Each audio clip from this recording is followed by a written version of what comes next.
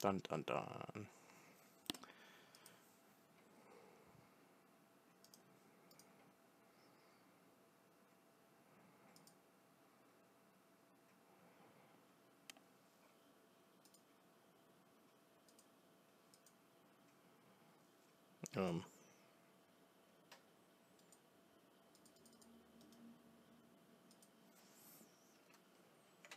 You're not working? Oh, no, you are. Okay.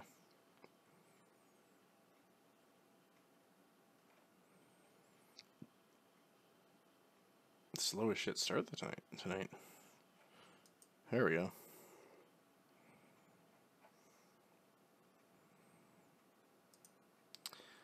Properties, that's going to be headset.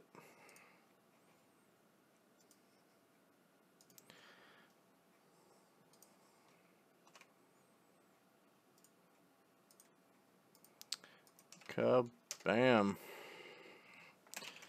Here's the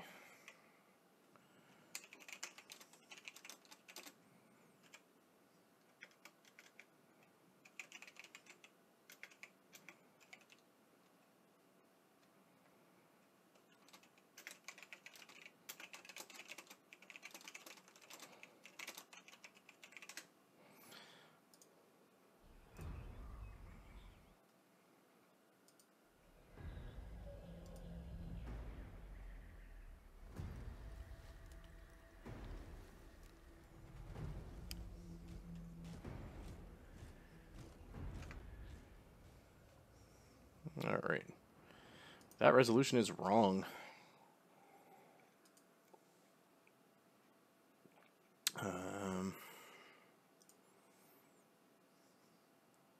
Red October standing by. Okay. One sec. OBS is being silly. It's trying to...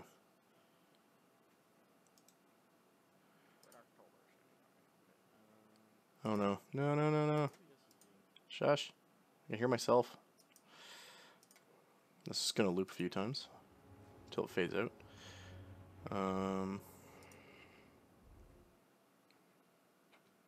Oh, for God's sakes, hold on. Alright, let's try this.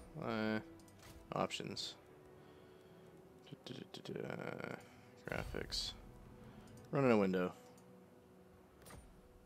Yes. Okay. Now, let's go over here. Game capture properties. That, okay.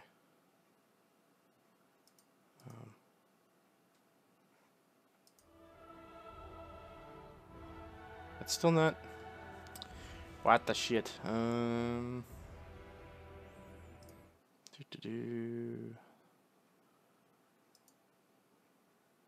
Capture specific window. The window is that. Okay. Why is it so fucking huge? Oh, wait. Oh, wait a minute. Wait a minute, that's why.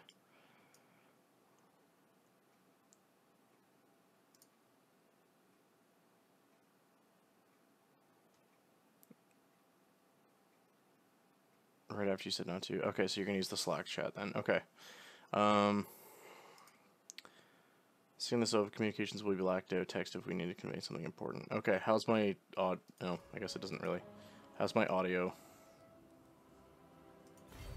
I don't have to download this, do I? Oh shit, I do. I thought it was gonna be patched in. There, one sec here. I'm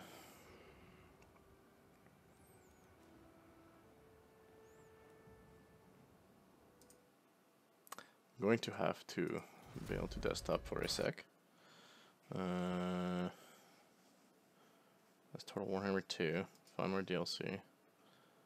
Yeah, that. Mortal Empires. Free.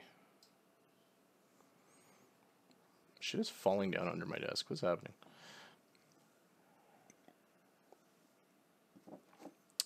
Alright. What?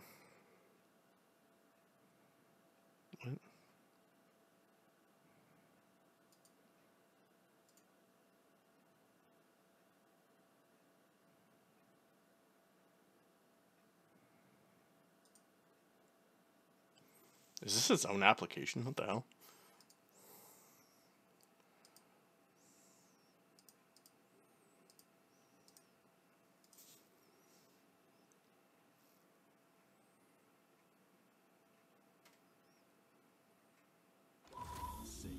Suck up.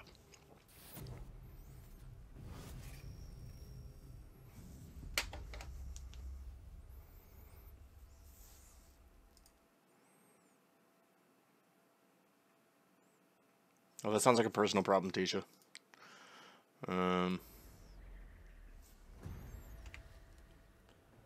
Thank you. Please restart Total War. Really? Did that just happen? Hold on, new campaign. Yeah. Wait, what?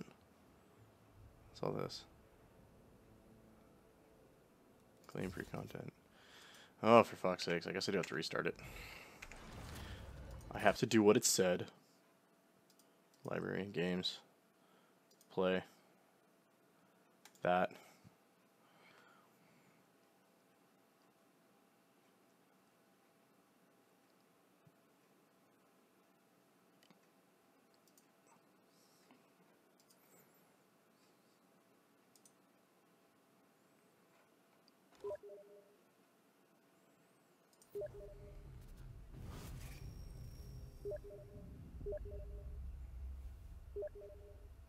Steve, shut up.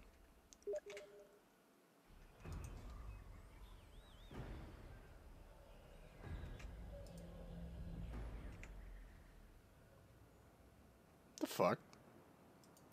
So not what I just did. How does this work? This sucker. What?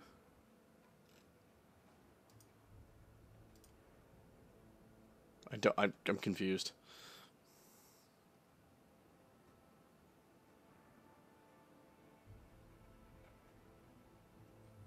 Yeah, Steam is installed. This doesn't do shit. Okay, cool. Why?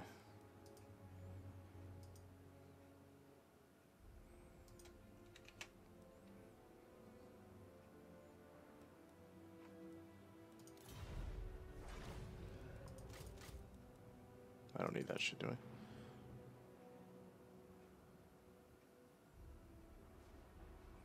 Please restart. Oh, hold on. If I close this.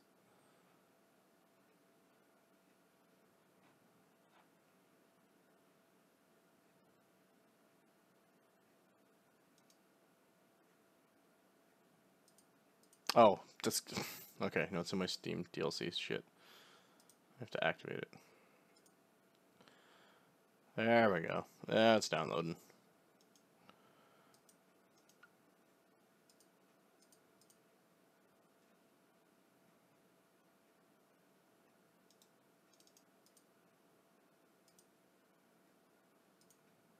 How do you wait?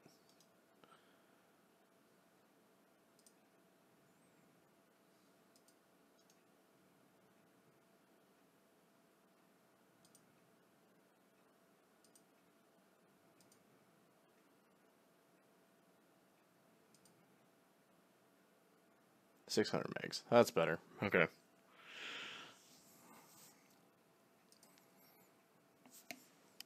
Friggin' Steam didn't auto-install it for me. Actually, to be fair, that was like one of the weirdest like DLC activations I've ever had to do.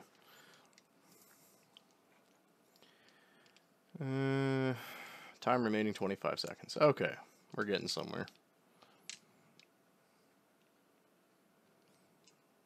Alright, I need you guys to vote with your phones now. I have a choice of 2 leaders for you of who I'm going to be playing as. You'll never be able to type them out. So your options are codename Frogger and codename Vader. Vote for either Frogger or Vader right now, because that's going to be based on who my my dudes are.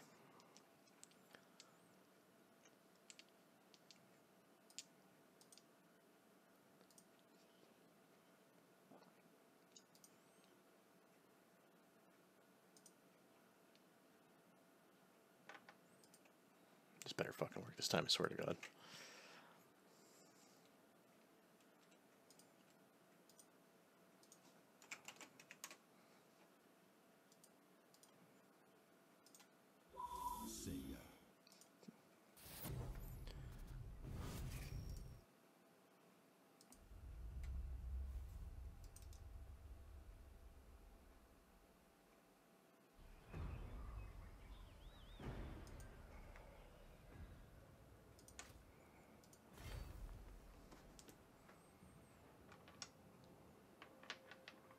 Seriously, neither of you voted?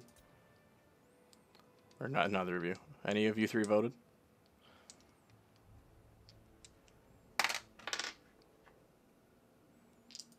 I am Tyrion. Holy shit. Show 17 more. Yeah, fuck that.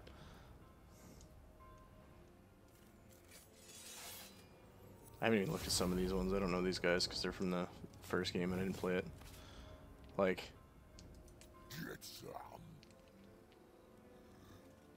Okay. Azog. Okay. The true Von Carstai. Who the hell are you? Oh, those are vampire counts, right? Yeah, undead. Okay. Feel. Sweet Jesus. Holy shit.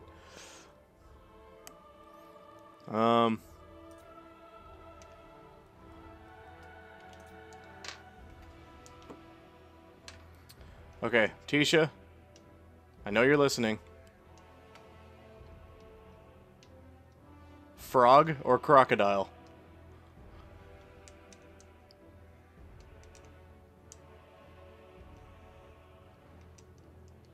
Unless you can't hear me, in which case. Oh, wait, no, okay, you guys are voting over here now. Never mind. Crocodile, Vader, yep. Never staring at the ceiling, Vader times 3. Okay. You guys have good taste. Okay, so, are you guys then you're gonna use Slack then? Which one am I leaving open? Because I'm getting mixed messages here.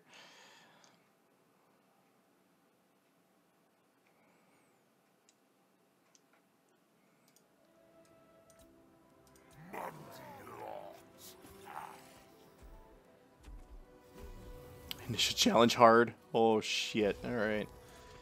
He got upgraded. Slack? Alright, cool. I'll leave Slack open. Let's do this shit. Alright. I am General Krokgar, or Last Defender Krokgar. Mighty Warlord of the Lizardmen. And I'm gonna take over the world.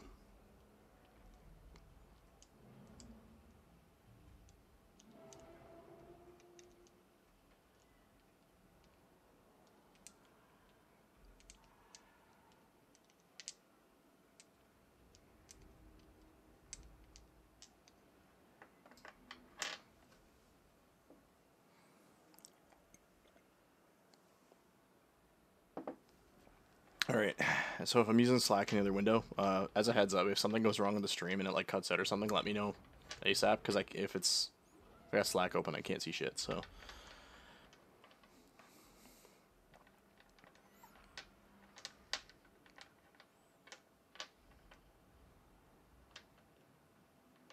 Alright.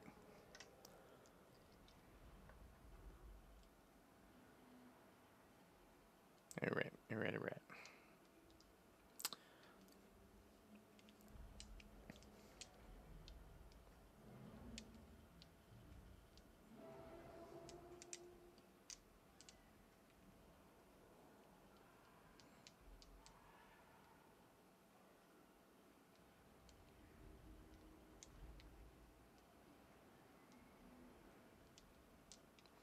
Good lord.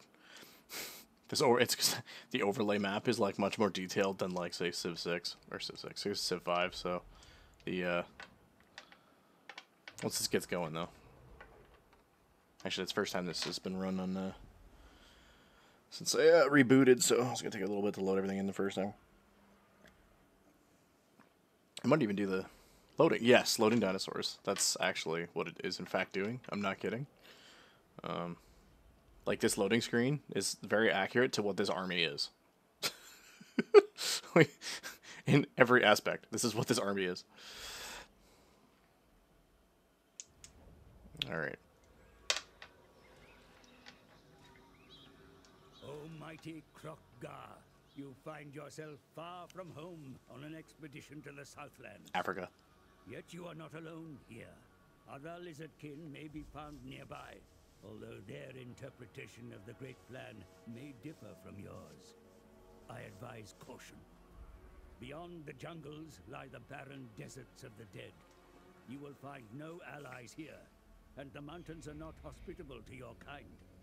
Yet they will need to be crossed if you are to join your geomantic strands to the nodes in Lustria. South America. There, too, of the living. The warm bloods that dwell in these lands make constant war upon one another, and will be hostile to your cohorts also. Build your strength, then move against them in force. Fulfillment of the Great Plan depends upon your control of the Southland's ferocious lord. Expand your realm, conquer the warm bloods, and bring the designs of the old ones to fruition. That's a pretty straightforward set of objectives right there. I know how to play Lizardmen. Ooh, money. Okay. The first thing I'm noticing here is for this particular campaign, I don't have to worry about these stupid tile things that the elves always win with. Okay, so. TLDR. The world of Warhammer is kind of Earth-like. I can't see much of it. Well, it's very faded. But basically, this blob is pseudo-Africa. Whereas there's like a pseudo-Europe going on up here. It's hard to see. There's this weird island that would be like an Atlantis kind of crazy bullshit going on here. Lustria is like Central America and the northern part of South America. North America is where the Dark Elves live, and it's all cold and scary and dead. So, it's pretty much the world. Like it's gonna play out that way quite a bit. It's gonna be easier to see once I get to it. This particular campaign that I have just loaded up, this is my faction, the blue hexagon, the like lizardy face dude. Each of these will be like these two. That's obviously the same faction there. There are 117 factions in this particular matchup. As you can see, some of them are right here and ready to rumble and at war with me apparently. Before I do that, I'm going to go into my capital here and just go over this real quick so you guys have an idea of what's going on.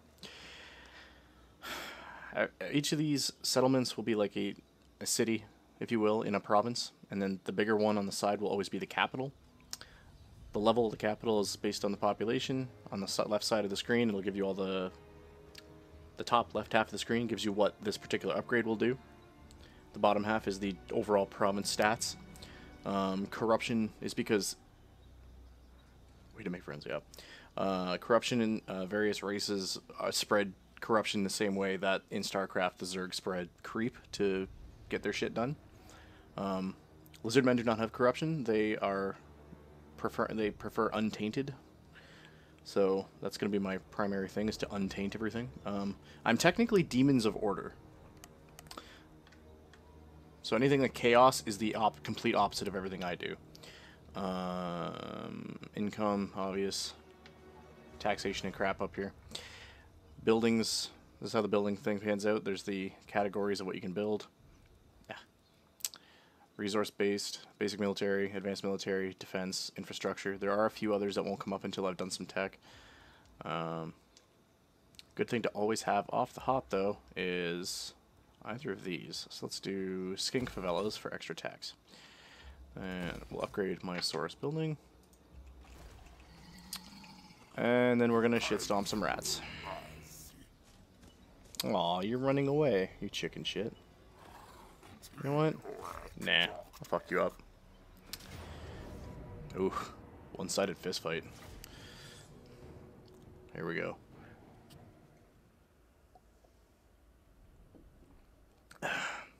Hall Scurry versus Krokgar. This sets up very much the same way a Warhammer game would. Each player has a deployment zone. You deploy your shit in it. The terrain means everything. Fighting downhill gives all of your units a crazy benefit. Hiding in trees hides you from line of sight. These big rocks are impassable, so nobody can really walk over them, so you have choke points. The game is extremely tactical. What have I got going on here? The Lizardmen style of combat is kind of unorthodox to how standard armies work, for several obvious reasons, but one of them worth noting is things like shield infantry or spear infantry and bowmen. There's kind of a weird blend of how those units work with lizardmen. So instead of there being more or less ranged and melee units, there's kind of a skink and saurus blend.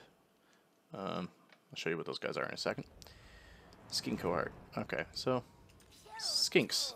Before we start this, we're still in the deployment phase.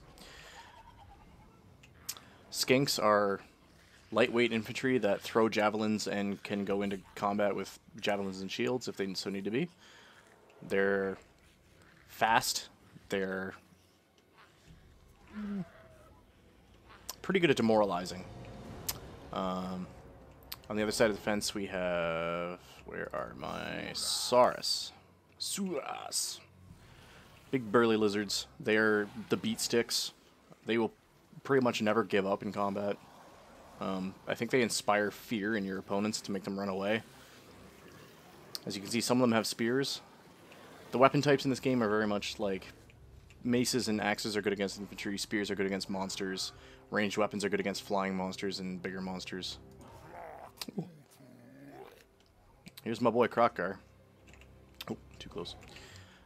Yes, he has a robotic hand. It does shoot lasers later. That will be fun.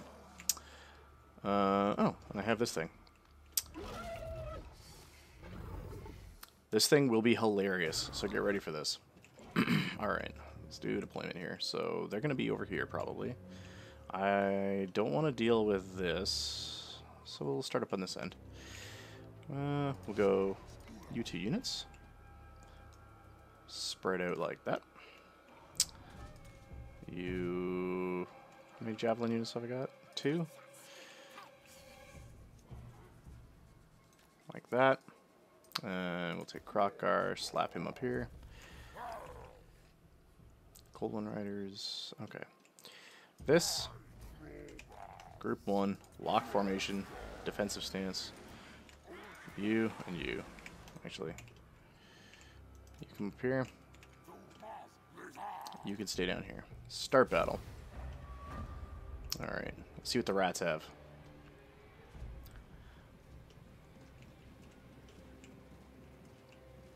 So this is Hallskiri. He's going to get wrecked.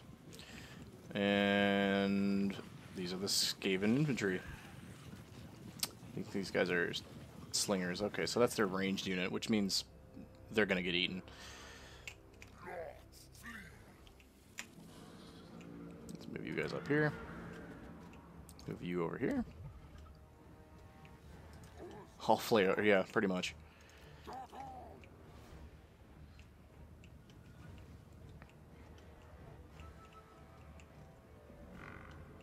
Slings, swords. Ooh.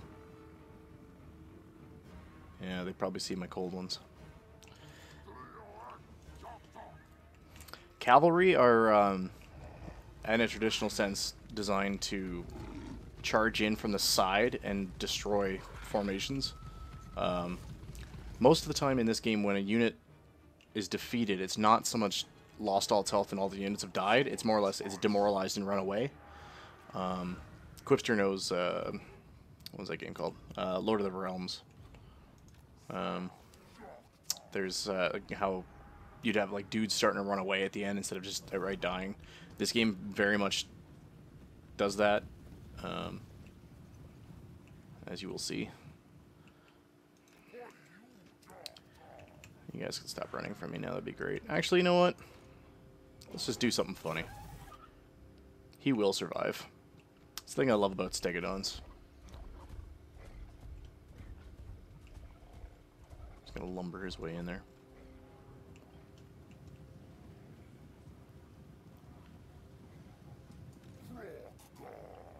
Krokgar.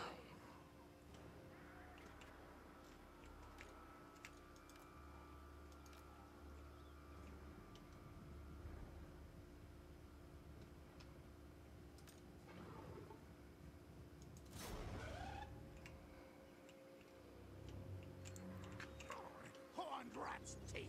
Which one smite us?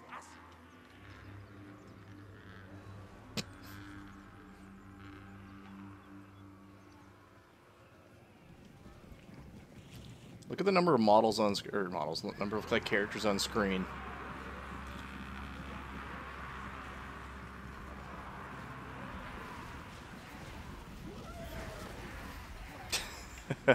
That never gets old. All right.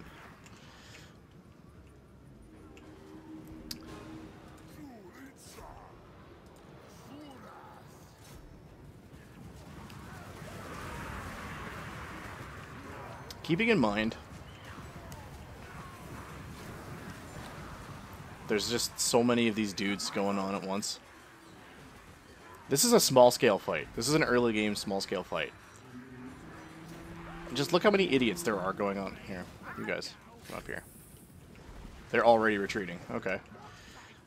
So they got the little white flag there. That means the enemy player can't control them right now. They're too scared and running away. Which they're pretty much all going to be in a minute. And once everything's running away, you win.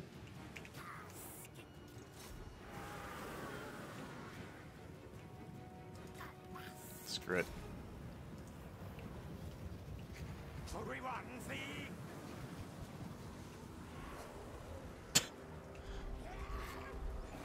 This poor rat bastard's in here somewhere. Oop.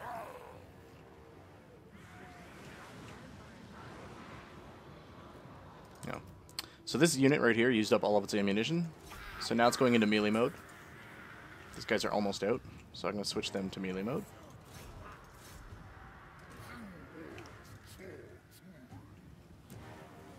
Let's go assert some dominance.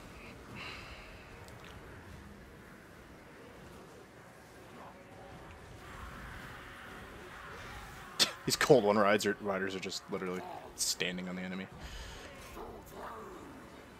Usually, where's that other unit? Send the Cold Ones after those guys.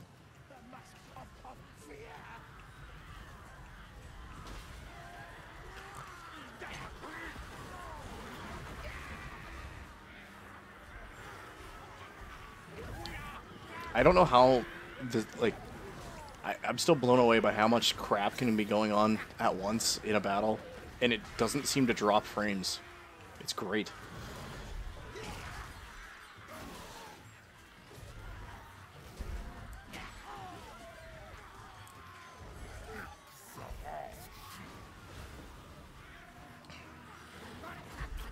How scary is that half health? What are you doing? Go bowling for idiots.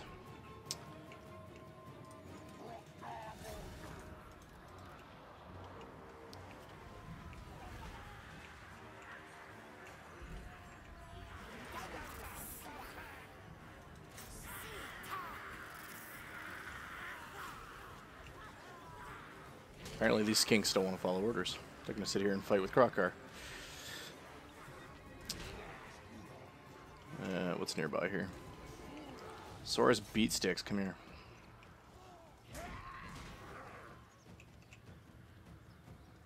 I mean, just look at this, like, size difference between these two motherfuckers.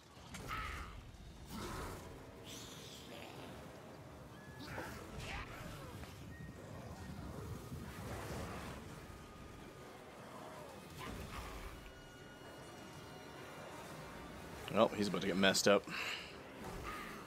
Oh, another thing to note before this battle ends. Down here at the bottom. The eager damage sustained on high ground thing that keeps flashing there is their current status of general morale modifiers. And the bottom, the fresh thing is actually how exhausted they are. Krokkar, who's been beating the shit out of this guy for a while, is winded. I bet you this guy's exhausted. So the damage over time on these units drops drastically when they're exhausted. So there's tactics in being able to pull units back, having them rest, and have somebody else take over for a while. Not needed in a small scale like this for obvious reasons, but when we get going, things like that will be more apparent.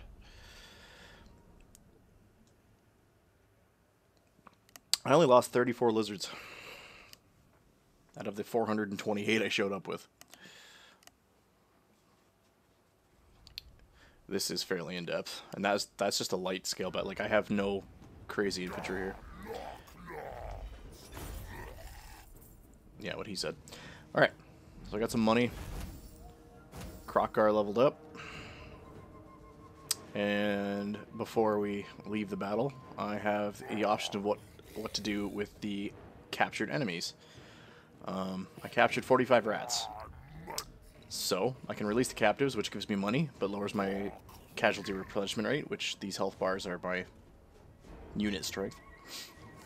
I can sacrifice to Sotek, which is literally just kill them all. Gain 100 extra experience. Are you done, Krokkar?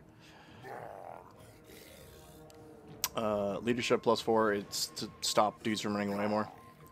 Or I can just, on the spot, if you actually look at the gaps in the health bar, when I hover over that, it actually fills it up. I can just replenish the unit on the spot. Kind of like the promoting units in Civilization. Let's do... You know what? Let's do experience. Krokkar is having a day here. Oh, hello. I didn't even see you. Rat talk. Okay. Skink Priest to the Heavens. Alright, this little dude is a skink, but he's also a hero. His whole gimmick is that he can cast spells. That's right, I have magical lizards. Krokkar. Level up. Okay. Here's Krokkar's skill tree. Notice that some of these have several pips. I don't think this game has a maximum level cap, because I once had a hero get to level 38, I think. The blue route is more or less all bonuses for on the overworld. Red is for being a leader of an army, so that's, for example, Swift Rider would give bonuses to having Pterodon Riders and Cold One units in that dude's army. Everything yellow is a personal ability or personal upgrade, so Predatory Fighter would give Krokkar, just Krokkar, a charge bonus and weapon strength bonus. So each hero can be upgraded in a plethora of ways. Krokkar is a literal murder stick, so we're going to go ahead and just make him more of one.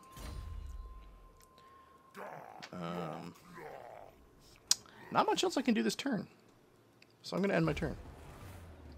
And we're going to cycle through all of the other races that are, or the other armies that are playing. This might take a while.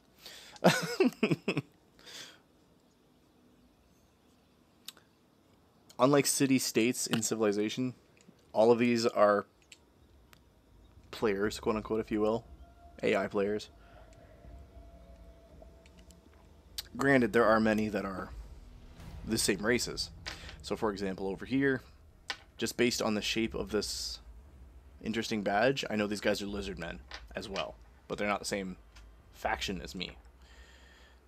Oh, can't scroll that way. Okay.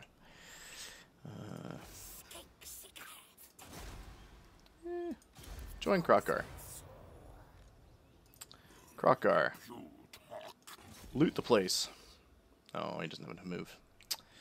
Temple of Skulls. What's going on here? Ooh, public order. So that's like I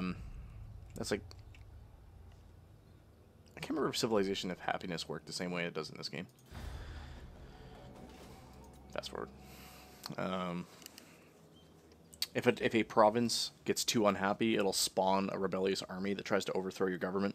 All it really does is just spawn an army and it'll start attacking the cities. If you have defenses in those cities, you're usually pretty fine. A lot of heroes and lords have abilities that calm your people down, or just having certain buildings will calm your people down, very much like Civilization. This is more or less like a settlement management sim as it is a total war sim.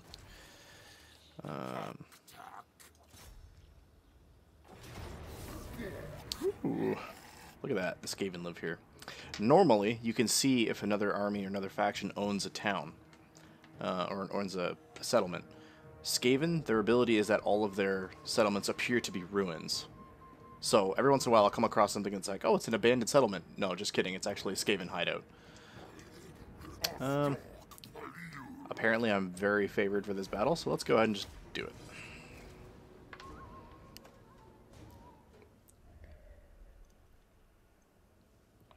Yeah, just as a comparative thing here. These clan rats, Oh, that pop-up went away. There was 120 in there. That means a unit of clan rats is 120 dudes, whereas a full unit of Saurus is like 75. And debatably, the Saurus are better at fighting. Like one unit of Saurus versus one unit of clan rats, the Saurus would win because they're beefier units. So lizardmen are very much the like low unit count, high durability dudes, whereas Skaven are the super horde army. This is a nifty battlefield. Oh. Where's Mr. Headdress? What's his name? I already forgot.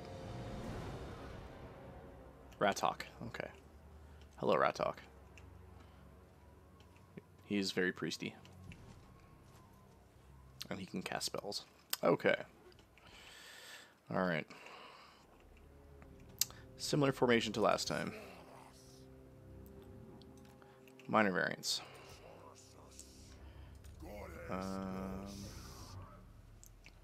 Let's put the Cold One Riders over here. Get out of my way. Skinks.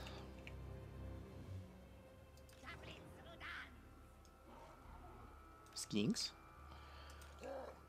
And the spears in the back. Krokgar. You don't give a shit, so you're just gonna run up front. There. Group 1. Lock that formation. Guard. Skirmish mode, turn that off so the skinks don't do weird shit, because they do that sometimes. And let's get it on.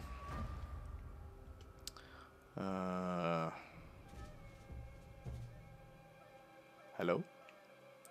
I guess there's some fog of war here. Oh, actually, it's probably because there's a hill here. Yep, there we go. Cresting the hill lets me see those guys more now. Alright, what do they got? Alchemist Spark? So isn't it? I don't know what those are. Is that their leader? Huh. Interesting. Okay.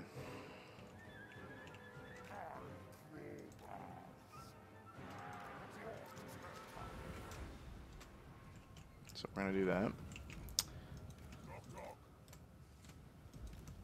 There, I'll move you guys up like that.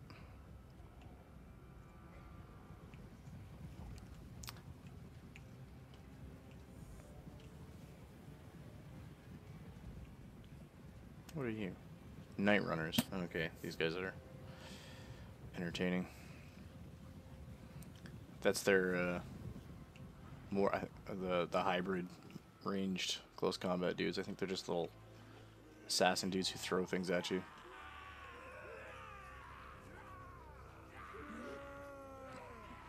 They're a little hyped up for this. Let's take that hype away.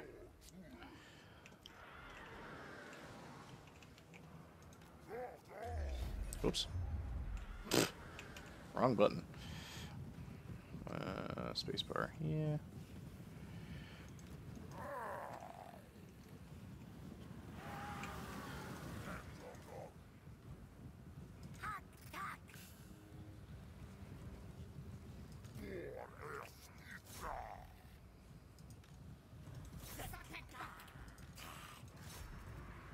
Yeah, that formation kind of fell.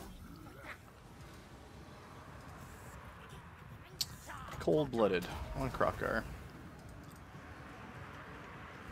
Let's him regenerate some health. Oh, and cast that on Krokgar too. What's that do? Plus melee attack, plus melee defense. Alright.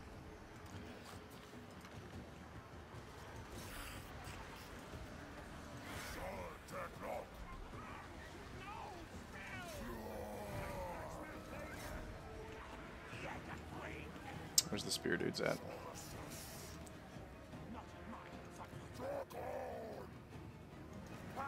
No, no.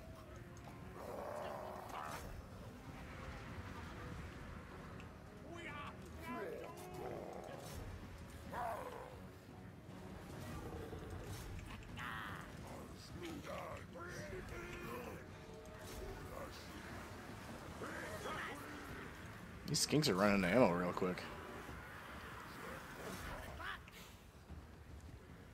Alright. Get back here, you cowards. Attacked in the rear. That's unfortunate. Gentlemen. Or gentle lizards. Here. I'm all that. What the hell? Okay. Yeah, go help Crocker out.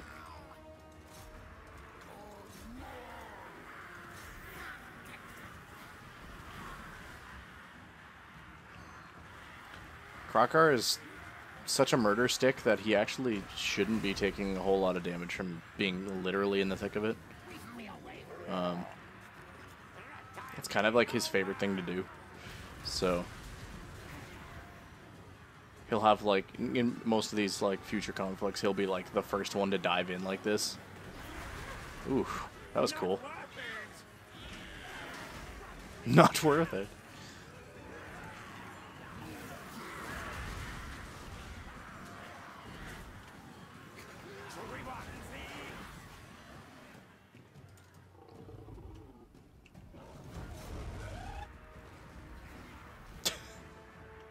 That literally never gets old.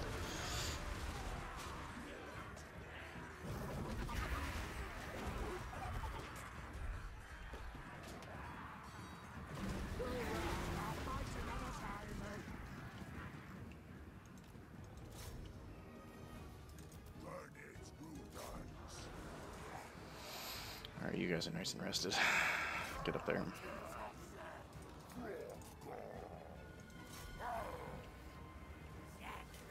Ooh, they're dead.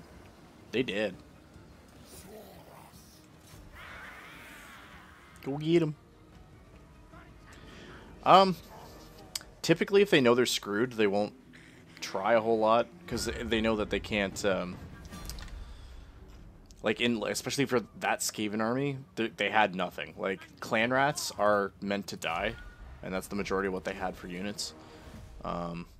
You start doing things like the bigger defenses when they start having all sorts of crazy units. They'll actually start splitting up into two groups and leaving artillery behind somewhere. And like they'll if they know that like it's closer to an even fight, they may even just sit on a hillside and let their artillery hit you until you decide to go get them.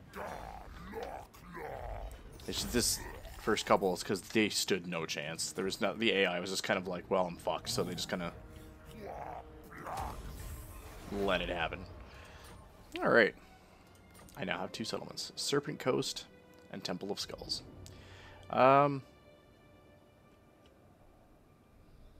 This map is slightly different than what I did the first time for those two particular named locations. Because they were up against the edges of the mountains. Then again, I guess this is more... Oh, because, yes, Golden Tower. That was at a mountain pass between Temple of Skulls and something else. Alright, where's this? That one. Okay, that's next on my hit list. Alright, let's upgrade my town hall for the Serpent Coast. Let's upgrade my money.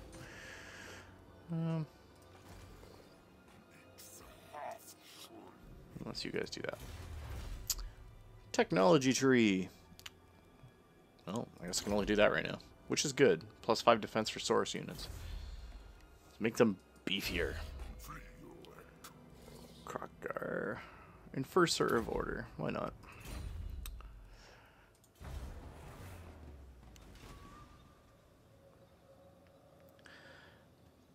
So he's like the grand... I want to eat the blue mist. You probably don't want to. I think it's all chaos. Chaos in this universe does weird shit to you. So he's like my grand commander. He's like me, if you will. But he's also the leader of an army. As I'm going, I can hire more armies. I can also expand on his army. So I can recruit units. Top number is how much they cost on the spot. Bottom number is their upkeep per turn. So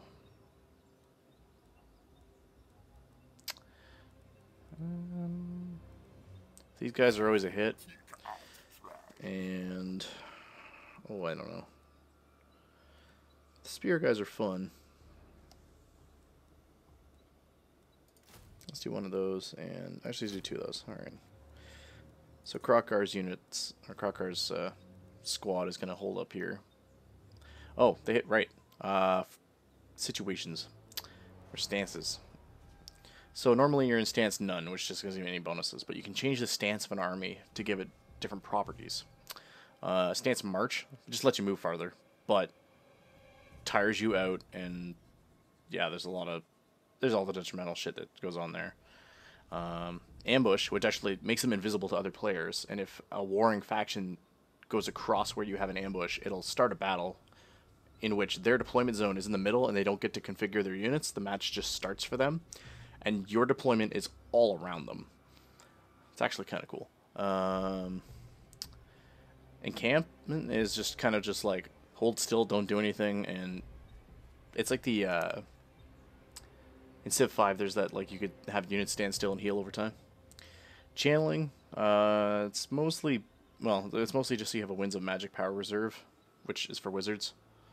And Astromancy, Astromancy is kind of the bigger. You have like your mages do Astromancy, which boosts everything around you, which you would have a couple doing channeling, which kind of just boosts their solo magic thing back up. This right here is the Winds of Magic for Krokkar's army. So if his army is in that stance, it'll regenerate that amount of magic that his unit has, or his army has.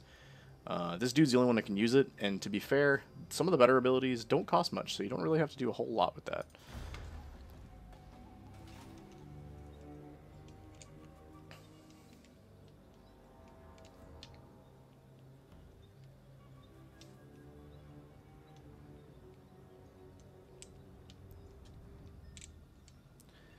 Alright, so we've met the Skaven. Like I said, there's another Lizardman faction next to me. Teotihuacan. And I know what Quipster's thinking, at least to some degree. So there's this Lizardman faction over here. Do I have to fight them? No, I don't. Relations with foreign powers may be managed through diplomacy, my lord.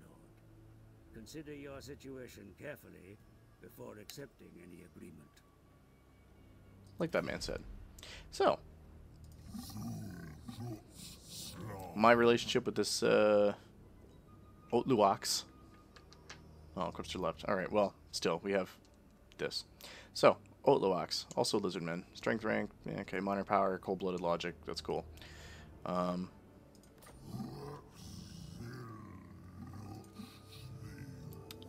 Let's do Defensive Alliance. Ugh. Gross. Oatmeal is his new name, yeah. He didn't like that, but that's because I don't know him that well. Makes sense. I just kind of threw an offer at him. Military.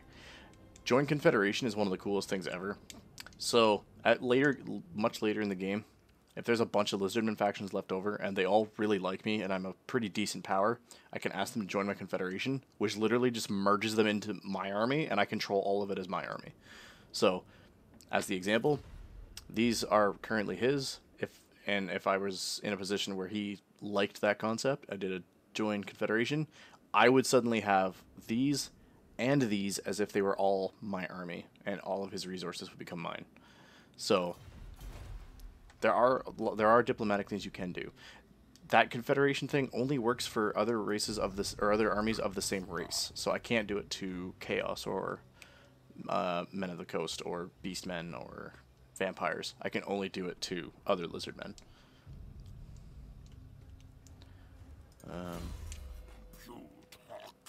We're gonna talk. Cleanse Corruption is always very useful. I don't know how useful it'll be early game here, because I don't know what my enemies are. That said, I really want this. This is the best spell ever. It literally just sends a cone of, like, a hurricane kind of thing. It just knocks dudes over. It's hilarious. So we're going to sink a point to that first.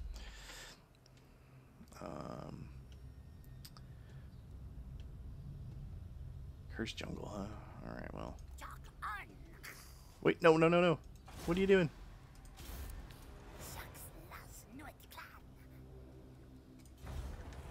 Damn it, I didn't realize I had him selected. Oh well.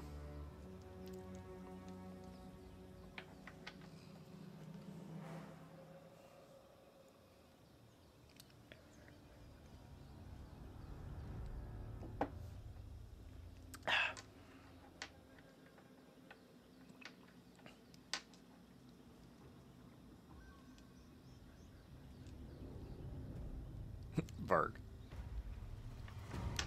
Varg! Get in there. And Crocker, start going that way. 1, 2, 3 turns away. This is a big map. Serpent Coast. What do we want here? We kind of want... Ah, shit. Throwing dice myself. Ooh, public order's not doing too good. This will help, but I can't do that one. Yeah. I'm not sure what I want to do here. I can't do advanced war. Let's do execute the usurpers. Well, again, I'm Aztec lizards, so sacrificing dudes to the gods is commonplace. Actually, I will get many events that pop up that'll be like, hey, a small tribe has been found. You can either execute them, which destroys like a diplomacy thing with somebody, or you can let them live, but it increases like chaos, corruption in your lands or something. So shit like that will come up.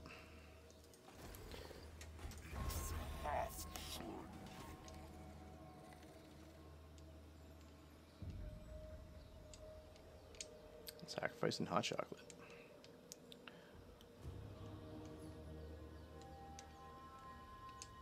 This is so much bigger than the normal campaign map. Like, I started one as Krokkar, and he starts in the same place, the Temple of Skulls. But it's like this line here would be like the normal line between Serpent Coast and Temple of Skulls, but then there'd be like a mountain range here, and then like Cursed Jungle would be like right beside it. Oh, here we go. Horn Killers. So, I can either... Okay, the latest spawning of Saurus warriors appear to be far more belligerent than any you remember in recent times. Ferocity and resolve are called for when combating foe, but your forces must also consider the great plan's higher purpose and will not sacrifice themselves unduly. Will you embrace their vicious nature or order retraining? I can... Jesus, it's too late for me. Order retraining for a more balanced army. So I can either choose this bonus, which is they get -7 melee defense across the board, and plus that melee attack, or vice versa.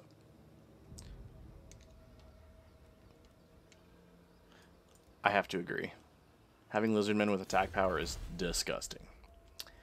Tradable resources or weapon strength for Saurus. Yep. We're on a warpath. Let's do it.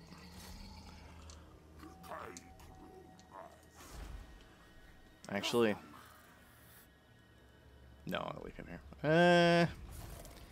Part of me wants to leave Ratok behind, because Ratok can stop this from happening. Actually, just attacking Cursed Jungle is going to fix that problem. Never mind. I guarantee this is a Skaven hideout.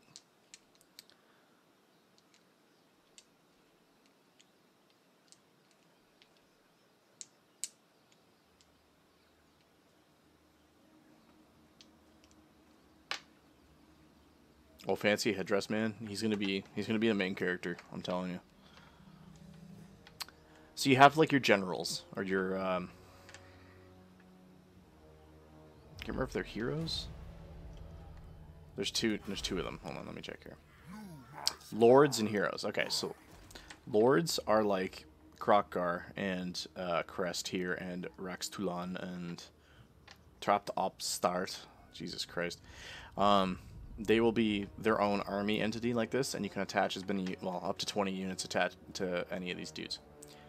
Heroes, I don't have any of the abilities to recruit them, are like fancy headdress man. Different ones have different bonuses. Like the priests are good at cleansing corruption. These dudes, I think, what do they do here?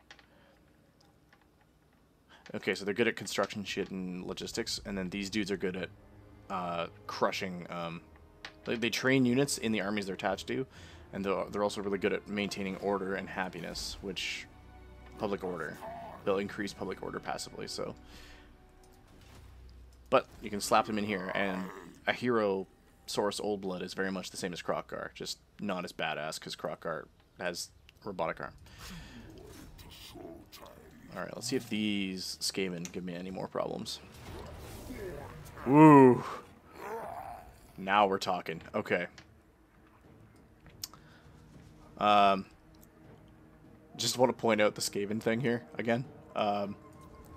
This bar gives you a general idea of who's going to win this fight based on what's there. This is all I have, and this is what they have. And it's still in my favor.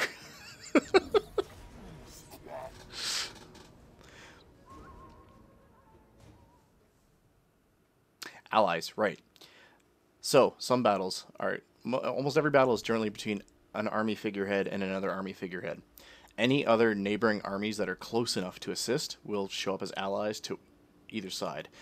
That extends to the point as, let's say I have befriended the Bretonnians, as a random example, and they happen to be nearby me, and I get attacked by a bunch of Skaven. I would control these dudes as normal, but somewhere on the map, on the edge of the map, Bretonnians would walk in and help me, controlled by that player. So the Bretonnian player would come in and attack whatever he wants to attack over here, but he's helping me, so he's listed as my ally. So his units benefit my part of the bar at the top here. This map looks awfully familiar. That doesn't usually happen. That's weird. Okay, let's do... Alright, hold on. Everybody move back here. You guys up front. Skinks.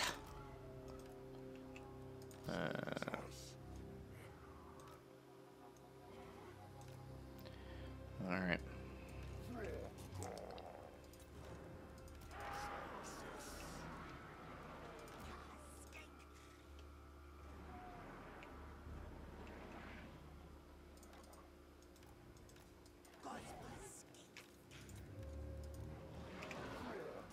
Turn off skirmish mode.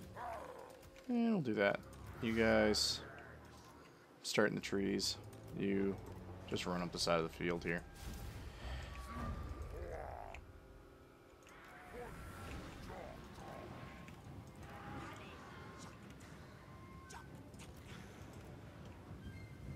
Oh boy. Alright. So notice here, now they're up to something. They're reconfiguring based on what I'm doing. Odds are they're going to wait for me to attack them. What the hell? Oh shit. I got flanked. Skaven have the ability to pop out of holes in the ground, as these clan rats just did. They're literally meant to just kind of ambush and lower morale stuff, but because he wasted it just on his own. Alright. Everybody back to formation.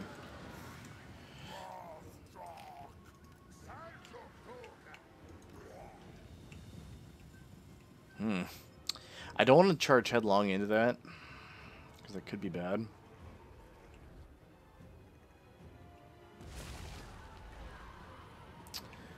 You sons of bitches.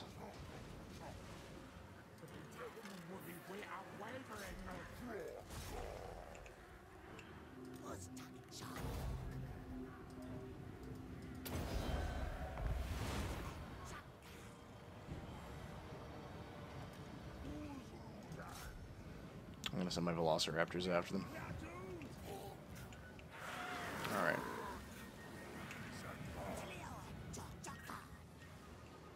They don't have any artillery machines, do they? No, they don't. Okay, that one's already screwed and running. That's good. You know what? Why can't you go through here?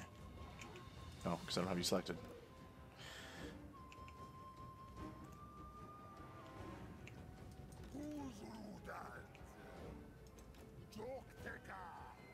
Hmm. Seems like a nice clearing to run through.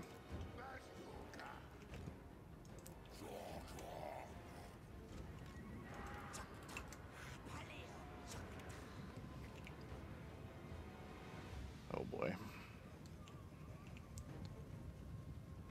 They keep reconfiguring. I don't know what they're... Clan Rat spears up front, Night Runners in the back.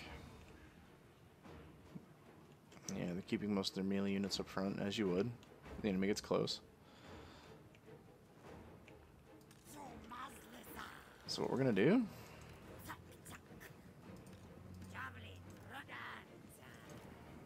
Javelin Rodanza.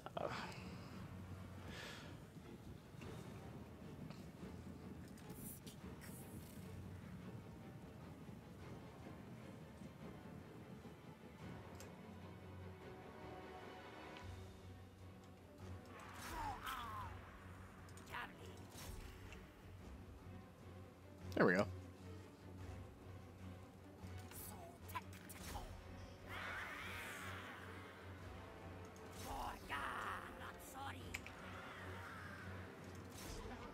Oh.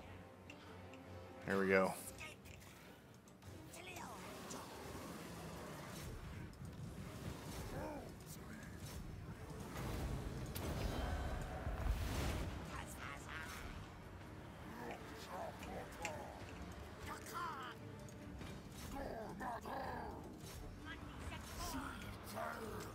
Oh boy. Here we go.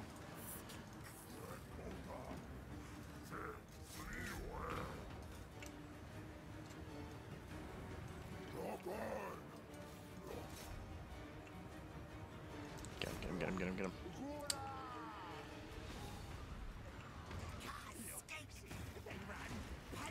No. Address. This guy is not as meant for combat. That said, he's still going to be stubborn and stupid. Tell him to get the hell out of there. Let's hope he does.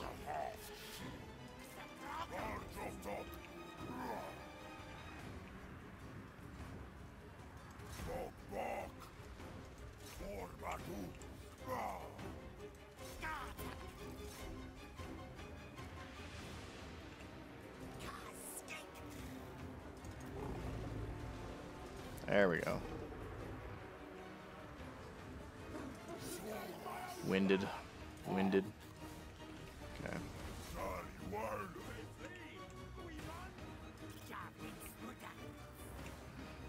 Alright. Fun thing about skinks is they're usually pretty good in the trees.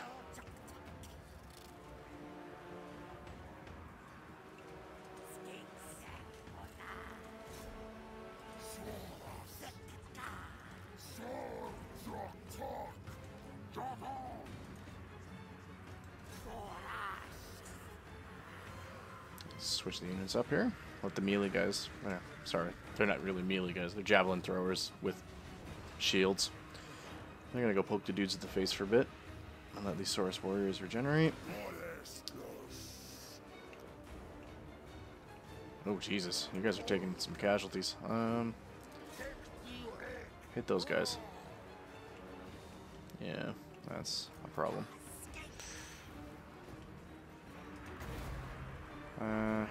You guys.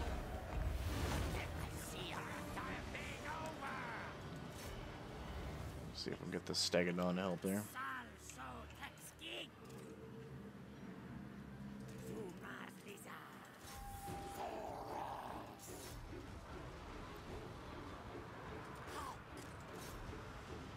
No. Well, my cold ones have lost their nerve and are running away. I have no control over this unit. It's probably because they're very tired and they're down to 6 dudes left, so it's understandable. Oh, and this crazy exclamation point here is a Lizardman exclusive. Basically means the unit has gone into a frenzy, is listening to its primal instincts, and is just doing whatever it wants. It's out of control, meaning it's the same as the guys who are running away. I have no control over them. The difference is, instead of running away, he's running headlong into battle and causing as much havoc as possible. It's kind of awesome.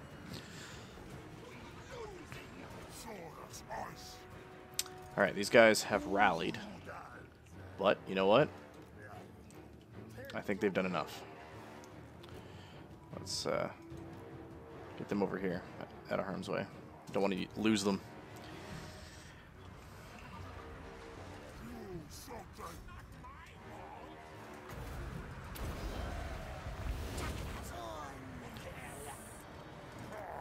Uh-oh. Kroq-Gar's getting tired.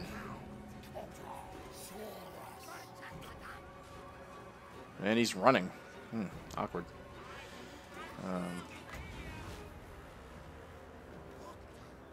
Oh, shit. That's unfortunate. Kroq-Gar has fallen.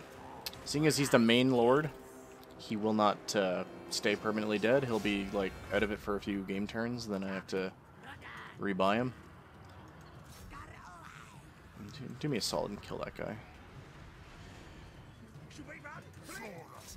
I might lose this.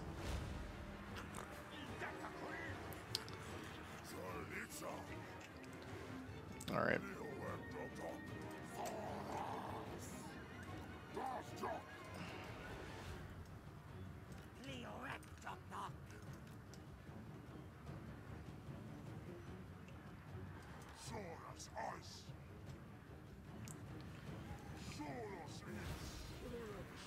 Oh, good. Exactly what I wanted.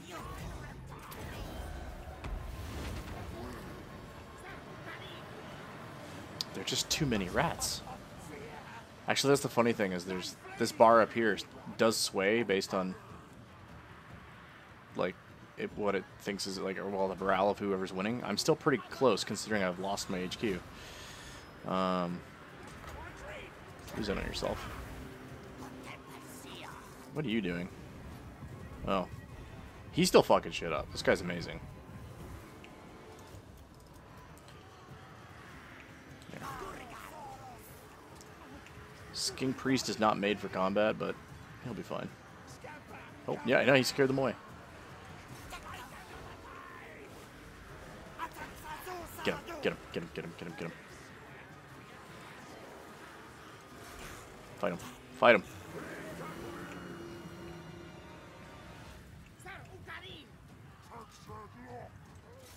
You know what? I do need you guys. Oh, these cowards ran away. Alright.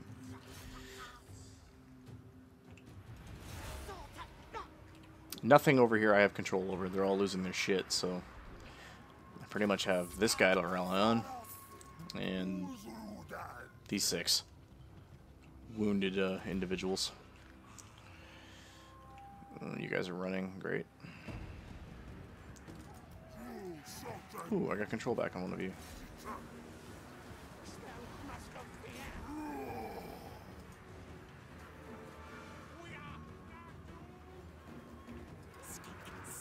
I can salvage this.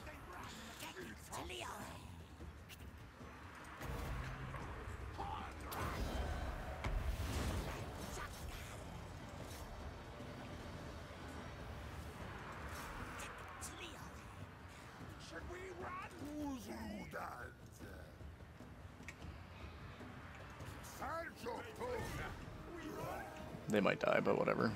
I need them to scare some units.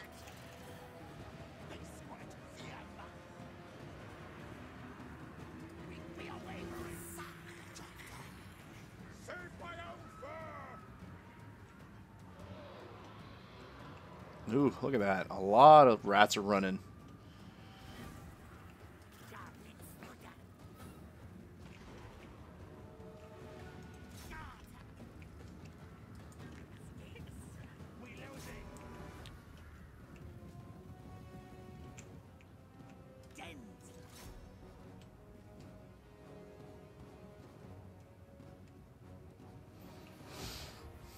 Rat Talk is a beast. Look at him. Chase those rats away into the woods. So a lot of the combat in this game revolves around being able to encircle your enemies, which, being the lizardmen, I'm kind of at a slight disadvantage for. One, because I have fewer units or fewer body count, and two, because I'm generally slower than most because I'm big bulky lizards. Of course, there are certain units that are very good at flanking. Like the cold ones are really good at getting around because they move pretty quick. Skinks aren't half bad; they move pretty good. Ooh, this could be good. Yeah, beat them up.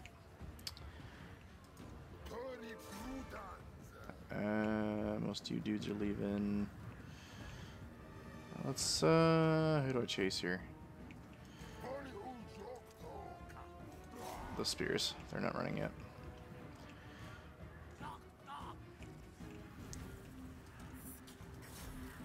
Oh, you come back there and get those guys.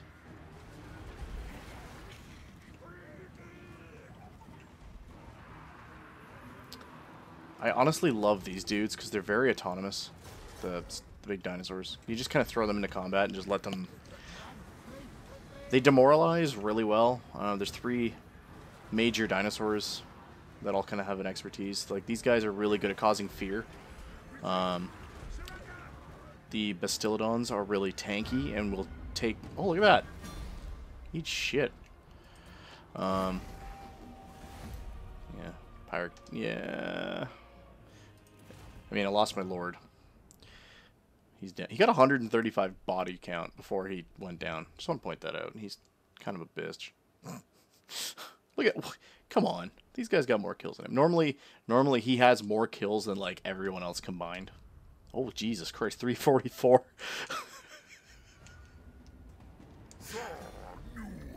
Alright. Crockar's down. I captured 320 rats. I'm going to occupy this settlement. Okay. Crockar is wounded. He's going to be out for several turns. That said, there's an army that needs a leader. So it's going to make me recruit a leader to look after his army for a while. Until he's good enough to be regenerated. I will keep this lord after the fact, so I might as well put some consideration in it. They all kind of have a personality trait. So... Trapped Ops Start is strong, so he's got extra armor, he's got extra melee attack, and extra weapon strength. So he doesn't have any leader properties. He's like Crockgar, he's a beatstick. This guy has a higher armor value and a higher melee defense than this dude. So he's more or less a tanky guy for holding dudes in place. Ooh. Enables poison attacks. Poison attacks are pretty solid because they demoralize and kind of stack damage over time. So, like, it starts off doing low damage, but the longer he's in combat, the faster they bleed out damage. So I'm going to go ahead and get Crest, because he sounds like kind of an awesome bitch. Crockar is wounded. That's fine. I have eliminated Clan Marsat from the campaign already. Okay. It's going to be one of those games. Okay. I now control a province. I control all 3 settlements in the Kingdom of Beasts. That means I get to use one of my bonuses, or commandment. So generally what I do is I tend to go alignment of crafting, because it's pretty good to have that extra public order, growth, and extra money, especially if I'm not... Yeah, 130, no kidding, eh? Extra, like, resource income, especially if I'm not really at threat from any military incursion at this point. My neighbors are generally pretty friendly with me. I don't know what's up here, but I only have to worry about one direction, so it's not, you know, not bad. So I think that's pretty good. Extra magic is pretty useful, but not bad. This one is really good for clearing out. If I were to take this from like a heavily, like a mid-game Skaven, Vampire, Chaos, whatever, tainted region to something that's pretty good for cleaning out what's left of the corruption. And then this one is just good for having a military in that particular thing. So if I'm defending, I know it's kind of counterintuitive, but it's alignment of war is very good for being on the defensive, because if there's a lot of battles being fought in my territory, it's going to give me a lot of bonuses. With that said, I'm going to do online my crafting. Now, these little pips on the side here, that's a Lizardmen exclusive. In the lore, the Lizardmen control the world order, if you will, using something called the geomantic web. Oxycurt, yeah, no kidding. So the geomantic web is this very only Lizardmen can see-ish magical web that right now it's not going to show much because I can't see too much past here. But every settlement has this crap over it. Mostly Lizardmen ones. The higher the level it is, the better these bonuses would be. So right here, I'm public order +2, growth plus 24%. If I maxed it out, it'd be +5 public order, +50 growth, and 10% extra money. So get building structures or I can't show the submenu. There's stuff that'll boost that circle. The more circles I have doing that, the stronger I get over time. Just show where the nearest McD is too. Yes. Which red? This place. Who the hell is the Silver Host? Creator of the Walking or Waking Dead. Walking Dead. I was gonna say. All right. All right.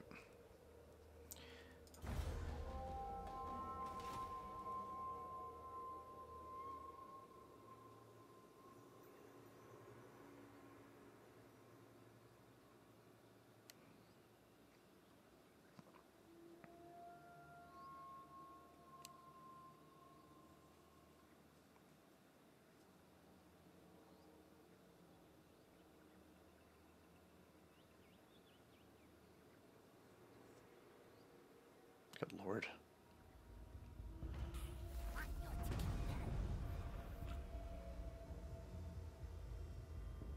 What? Through a network firms, this hero has been uncovered and assassinated plot against you by a high-ranking traitor. Rather than spook the fiend, the hero let the conspiracy play out, identifying all collaborators in the process and leapt before the blade was thrust. This character is now wounded, but has gained great experience in their actions. Shit. Must take time to recover. Damn. Alright. That's interesting. That's also very, very unfortunate. At least he's not dead. That's one thing, is if he's dead, I'd have to like hire somebody else and start at level 1 again. So wait a couple turns here and build up my shit before moving up on Doomglaive.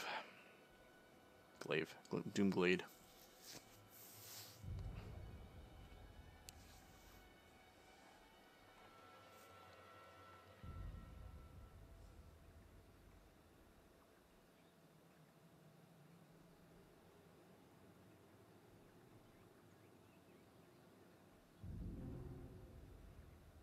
I feel like one of those factions was named Alcohol. I have a lot of money. What's this? Attack rather than defend. Oh, okay, it shows the bonuses. I need some more, like... I rotate my camera back to... That's better. Okay. I like facing camera north because it's easier for me to keep track where the hell I am.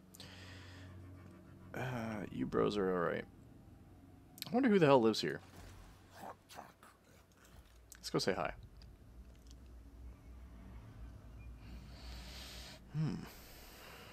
Looks like an abandoned settlement. Vampiric corruption. Could be rats.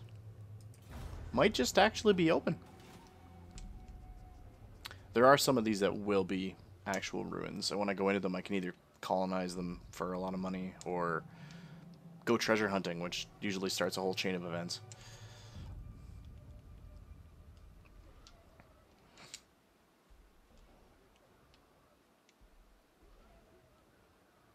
Let's see if one of these was called Alcohol. I feel like it was. Near the end here. Oh, Aghole.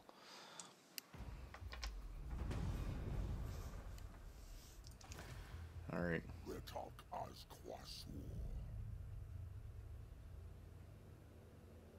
Oh, that's just for... Okay. Uh-oh. I'm taking attrition walking through here. Okay. I can settle here, because the green circle around here means that my guys will live in this place quite happily. I will lose 419 soldiers for now. Not a bad trade-off, considering they'll just recover in this town anyway. Treasure hunting could go any way.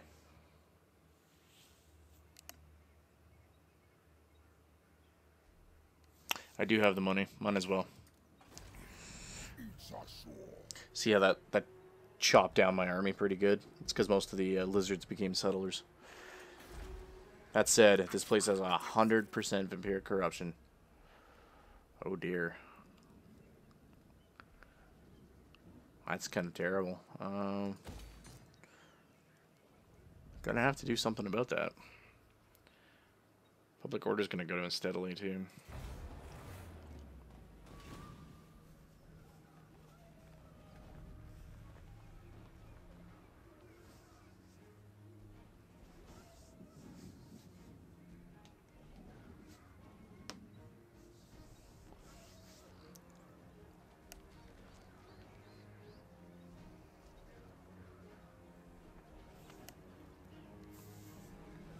My lord, a rival power desires a change in your mutual relations. Okay, so Oatmeal over here wants to do a trade agreement. Okay. We both get 63 gold a turn. Sounds pretty fair to me.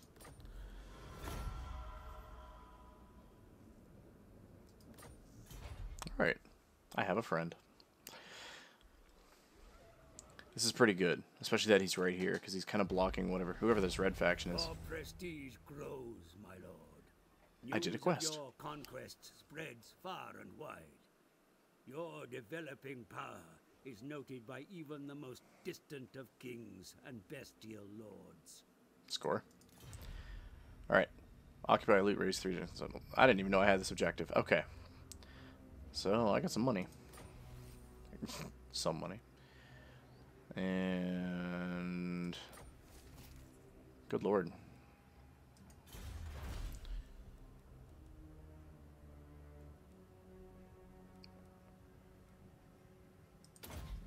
Yeah, let's buff the shit on my source units, why not?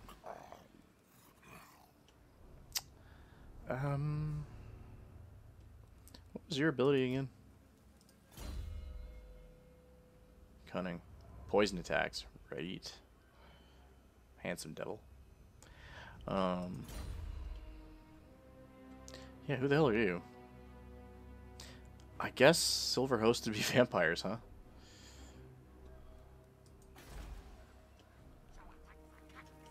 Who's over here? Oh, I think these are dwarves.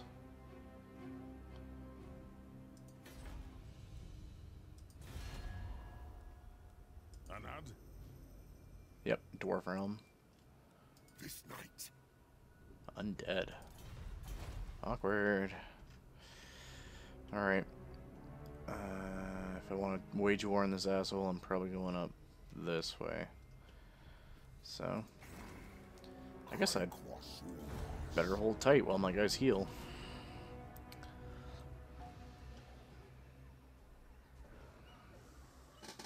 Population surplus. Province, Kingdom of Beasts. Ooh, yummy.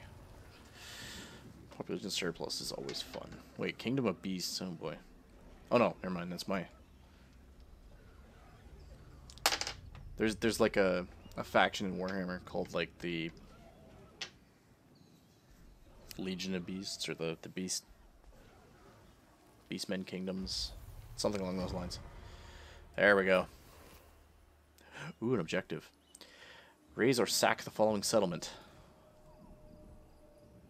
Alright, if I take this, it'll let me spawn 2 Blessed Cold 1 Spear Riders. Blessed units are like beefed up versions of that unit, because they usually have like an extra perk on them. For example, regular Saurus Warriors, just the dudes with the clubs and shields. The blessed ones of them never get tired. They will stay at fully rested status for the entire battle. super broken. But like blessed units all have a kind of perks attached to them that make them very valuable. To do that, I just have to do that objective. Messenger of the Gods. I have 10 turns to capture this town up here. I don't know if I'll be able to do it.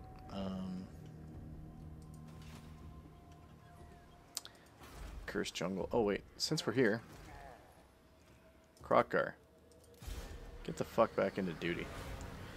We're gonna upgrade that settlement. We're gonna upgrade some food. Doesn't matter. All right.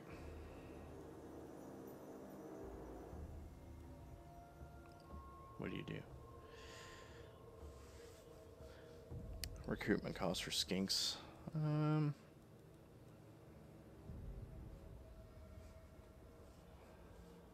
I really need something for...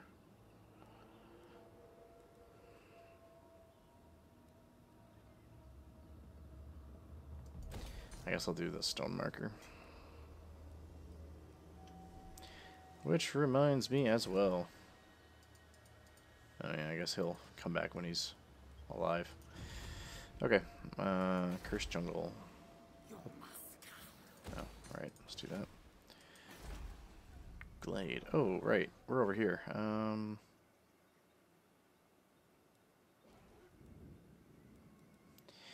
This will be... oh boy.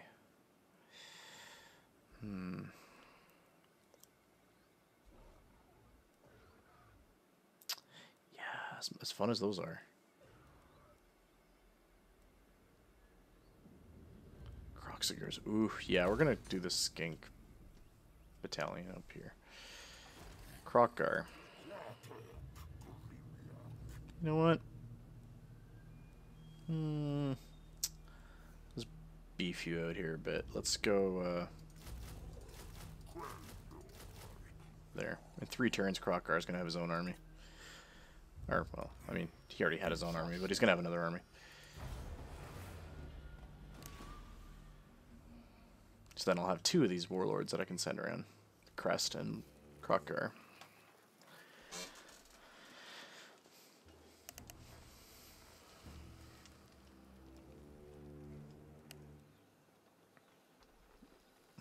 Population.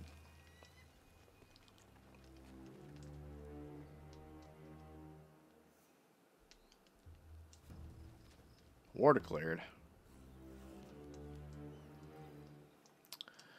Well. He's back, Tisha. Prodigal son returns. Alright.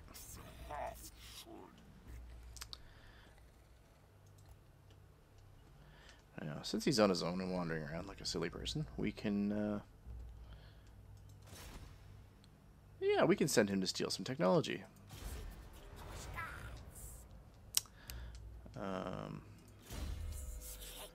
Ratok, he is back. Ooh, you know what? Actually, he might be better at doing something else for us.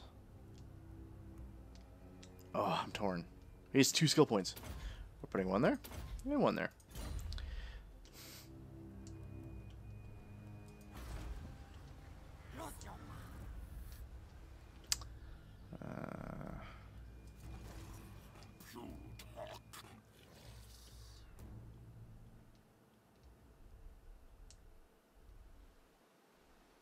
Yeah. 2 more turns for these guys. Oh, I don't know if, when that comes back up, I don't know if you noticed, but the individual units themselves can level up. It just gives them like a general over broad spectrum stat increase. So, when it comes back to my turn, I'll show you with little markers on each of their tiles to show that they've leveled up a bit from combat experience. As you go, you can get things that'll be like, when you recruit a unit, they start at rank 2 or something, or rank whatever. Makes them a little better out of the gates. Out of the forest they emerge. The horned beast to stand upright in a vile parody of man. Oh no. They are the cloven ones, the children of chaos. They've come for us to tear down a civilization. The war herds are migrating and destroying anything in their path. Defend yourselves from the beastmen's wrath. They started here. Oh, good. That means on the next turn, Krokgar is going to move over here and stand guard for a bit.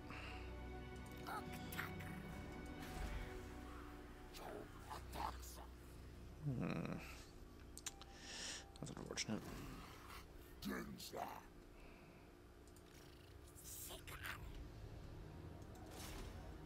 Here. I want to see you do that before I decide what I'm doing with this guy.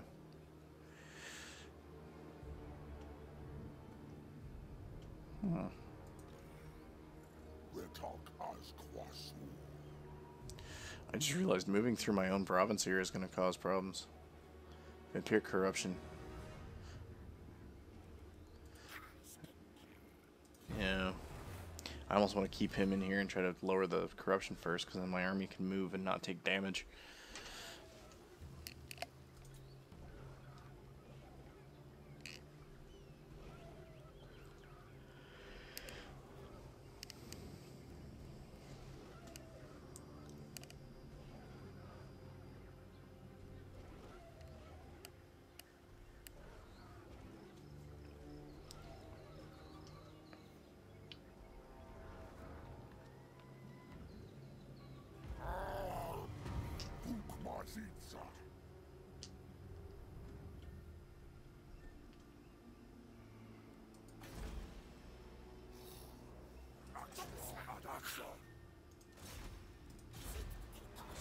Steal me some tech, you silly lizard.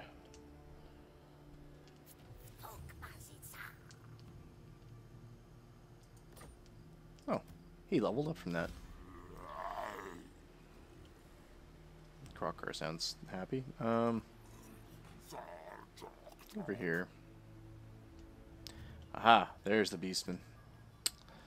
They're in our friend's territory. Unfortunately, there's not much I can do about that. Crest. You know what? He can be an inspiring presence.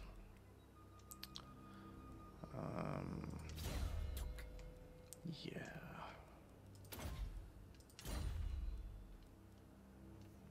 Like Ratok, a very interesting leader. He's going to lower the corruption. He's going to go around and be a lizard Jesus, preaching his word.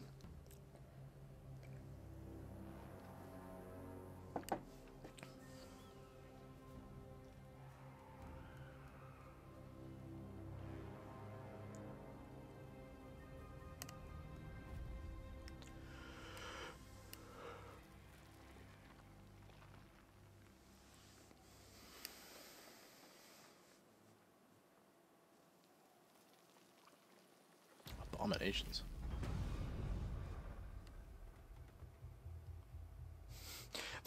I know which one you're talking about. There is a dark elf clan that has a name very similar to Nigga clan. I don't know what it actually is. I can't remember. Like, I remember the first time reading it. That's exactly what I thought. But oh, I accidentally alt-tabbed that. Building's damaged. Holy shit! No kidding.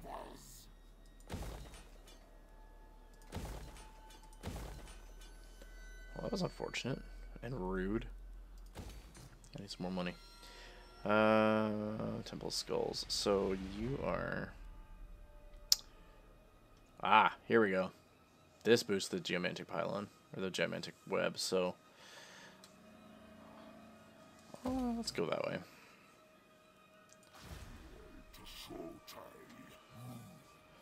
As much as I want to run in... yeah. What?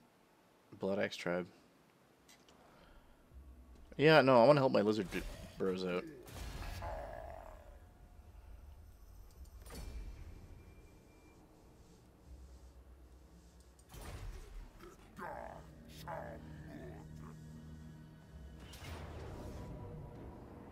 The Beastmen. Oh. Specialist Artillery. Oh dear.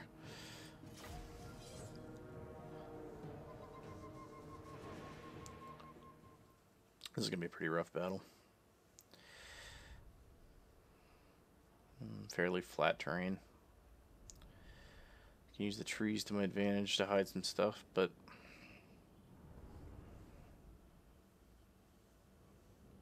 not gonna do me too good.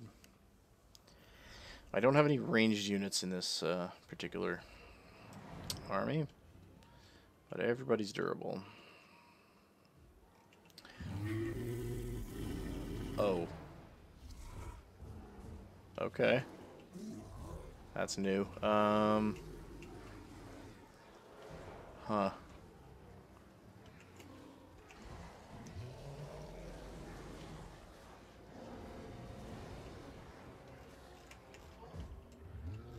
Oh, I can do one better, Tish. My artillery units are literally like those Bastiladon dudes with like big rigs on their back with giant like crystals that shoot lasers.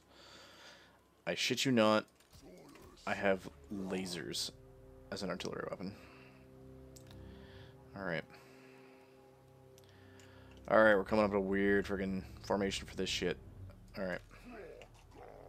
Everybody move back a bit here. You and you. Like that.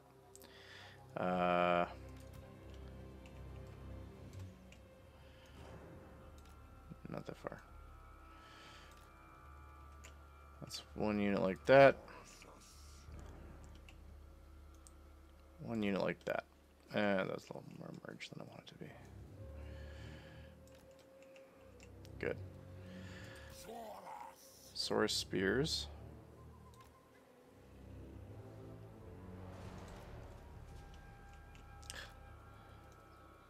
Spears across there. Spears across there.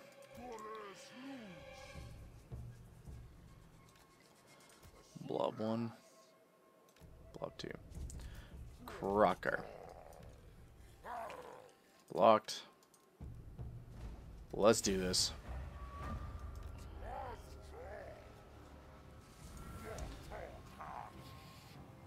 Why are you advancing that way? Oh. Is that why he's...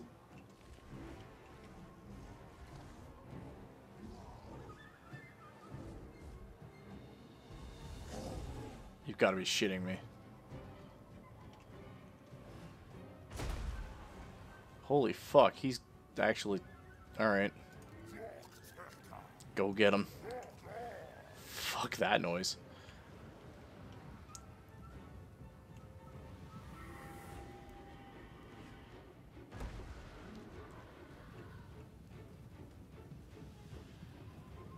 Yeah. That guy's throwing like 650-foot yard passes to my lizards with a boulder that's bigger than they are. That's actually outright killing lizards every time he hits. That's incredible. Oh god, they have Chaos Warhounds. I fucking hate Chaos Warhounds so much. Hidden foes, what? Those bowmen were invisible? Alright.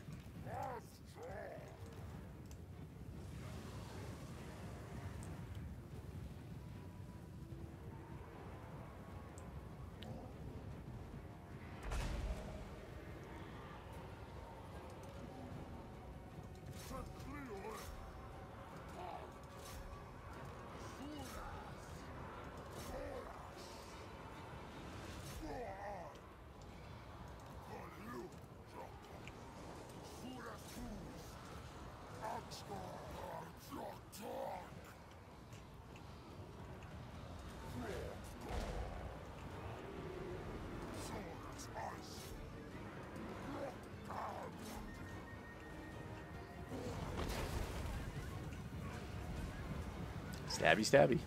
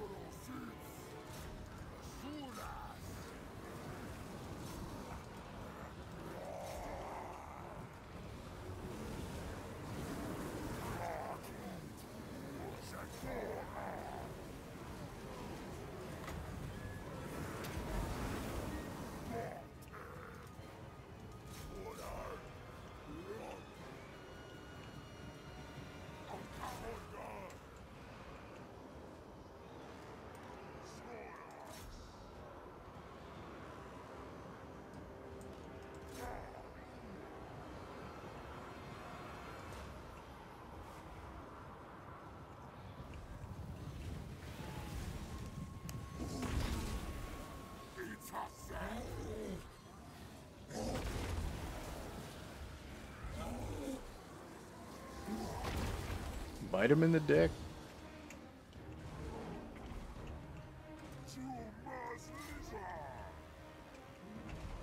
You must lizard. That's what I heard. Crush him.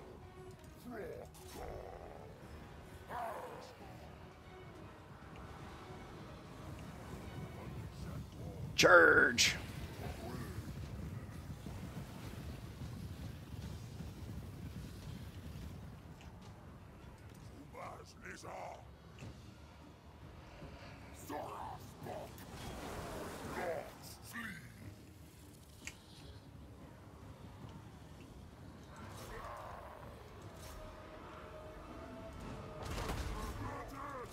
Ow. Poke him in the dick some more. He's not dead yet.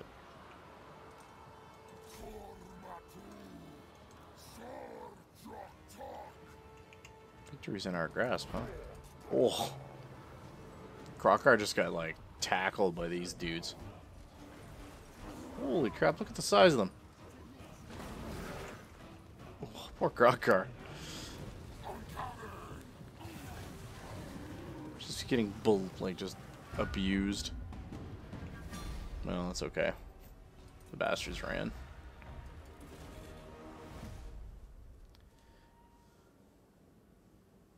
Only 25. You're kind of slacking there, Crocker. This dude killed 79 of my lizards. Holy crap.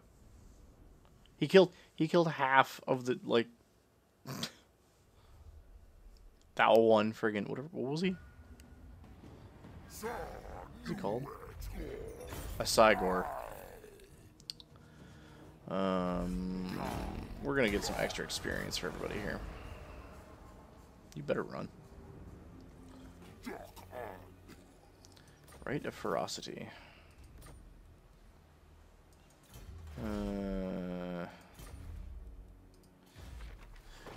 Nice. Special abilities I can use. Forgot. So, I can cast these, like... Cost me 2,000 gold. Lasts for 5 turns. 20 turn cooldown.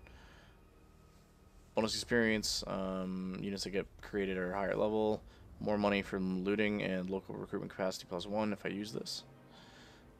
It's a pretty good booster. This is the best one. An army of feral Carnosaur, Stegodon, and Bastiladon units spawn at your faction's capital. That is a team. That's a full thing of like 14 units of those. And then this awesome ability to use during battles, which literally spawns packs of Velociraptors. It is the funniest ability of life. That's why it costs 12,000 friggin' gold to do. But when we get there, it will be used.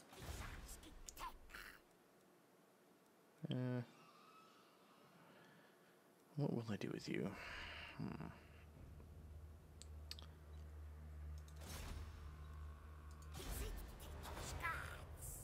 Oh no.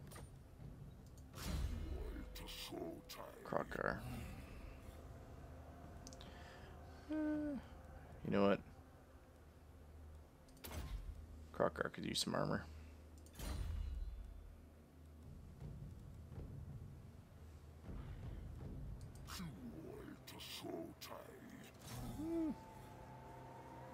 Yeah.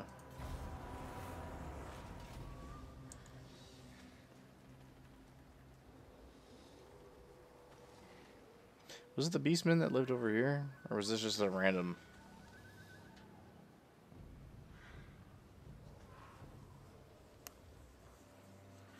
No, it was the dwarves that lived over here, right? Hello. Beast Path Interception. Unfortunate.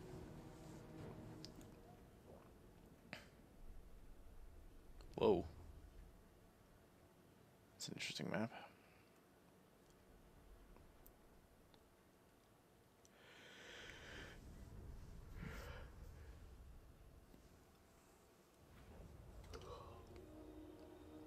Yo. Cool. Alright,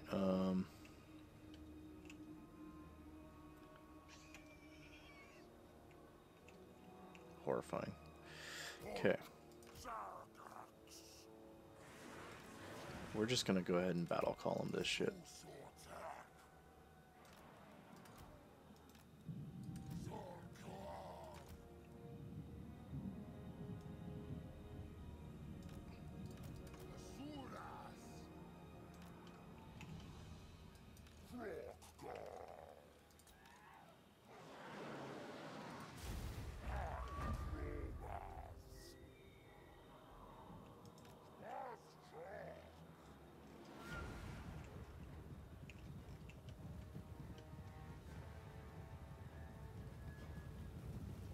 How fucked would you be? Seriously.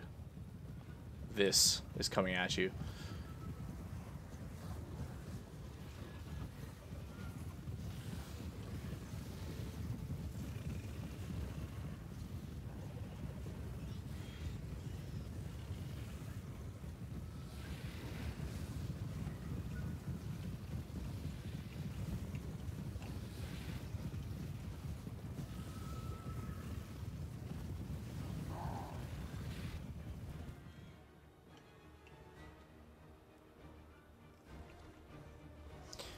Yeah. The main problem, again, is this guy. The AI will chill here and let me run at them because they have this guy who will just kind of whittle me down as I'm running.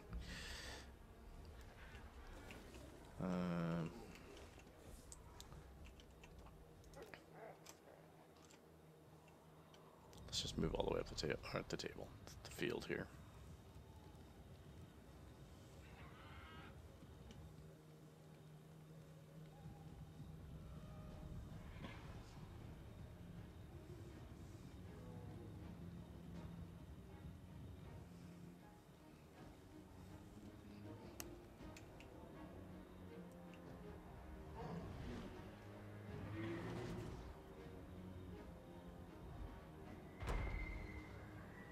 Ouch.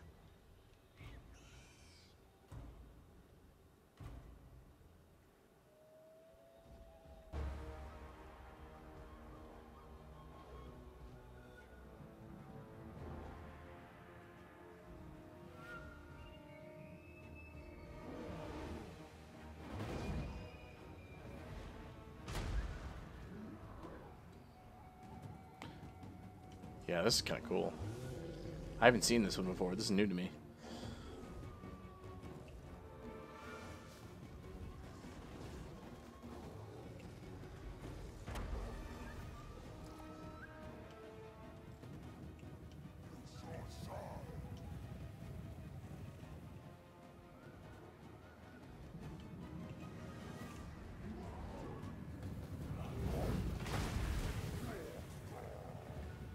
Oh, good. Guys at the back have already lost their shit. I now have no control over this unit for a while. They're just gonna run forward. Oh.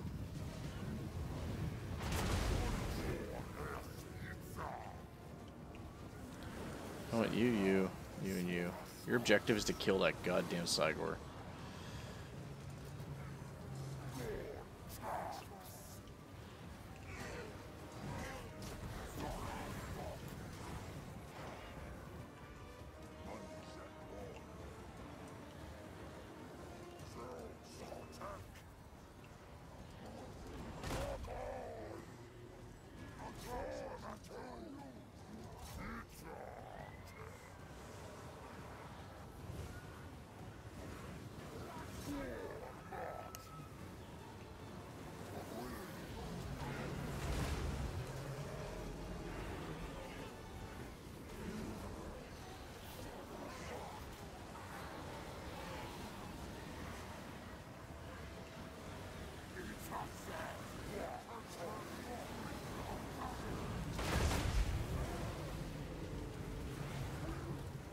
It's almost never good when your army's losing his mind this early.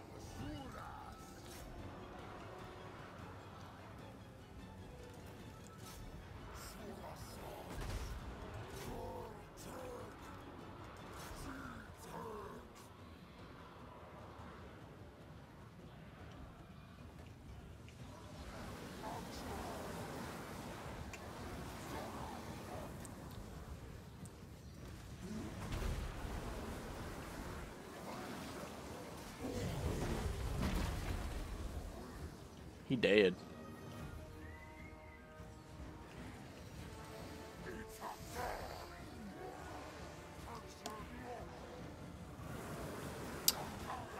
Yeah, see the AI will run when a melee unit's threatening a ranged unit.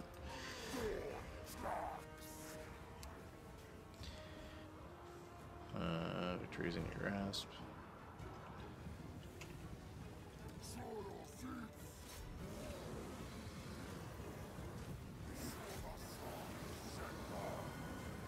You better run.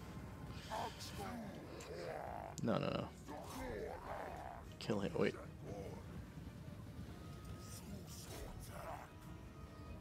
Kill that warlord.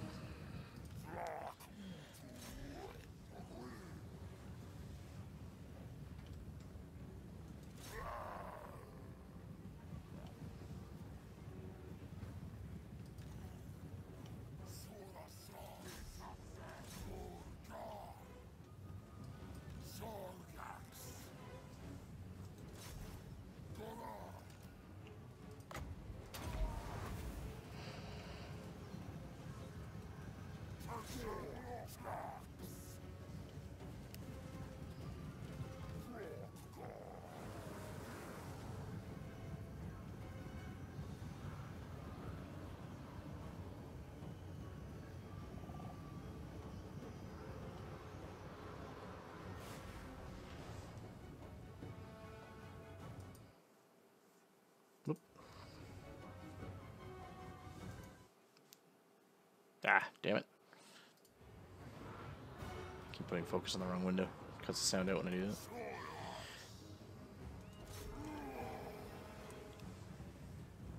Well, I pushed them to like the edge of the minimap.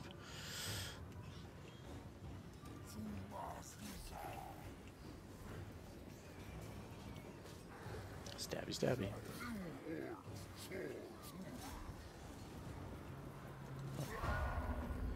That's right. You better run. The end is near for you. Yeah, the time out corner.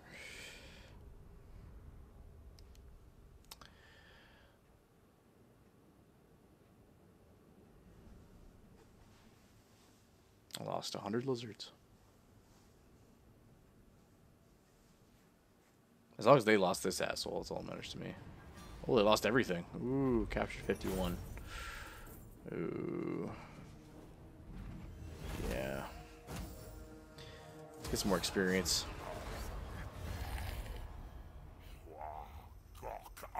It really does. Hello. Peace treaty? I don't know.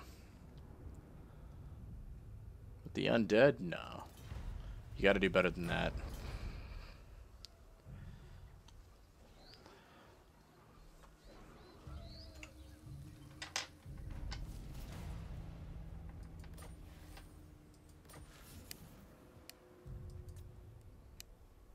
Imminent rebellion.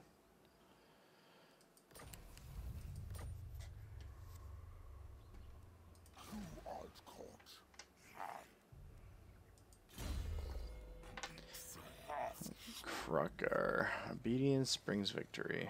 Yeah, we'll give him that. Helps everybody else out. This technically isn't my territory, so I should go up here.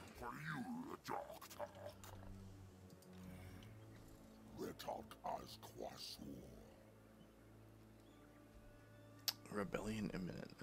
Awkward. What's going on over here? Upgrade one of those.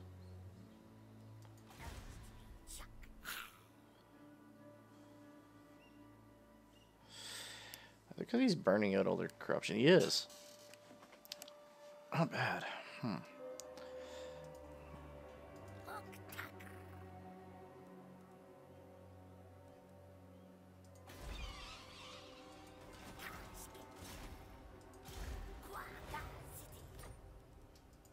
I'm wasting all this money trying to get him to do shit.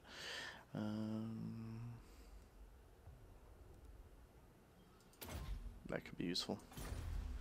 Once I start doing some more diplomacy.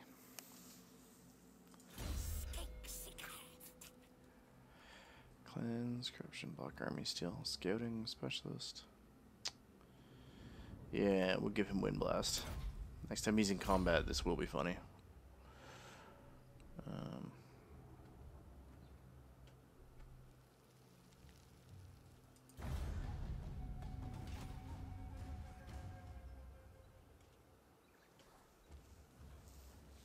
Population surplus.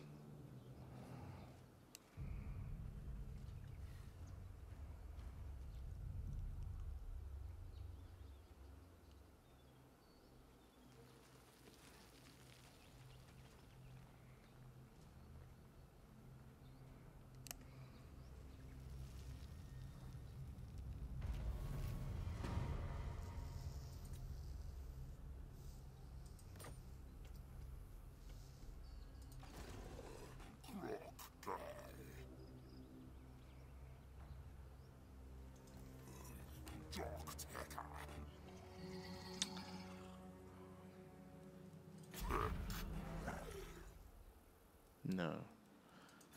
Just loiter.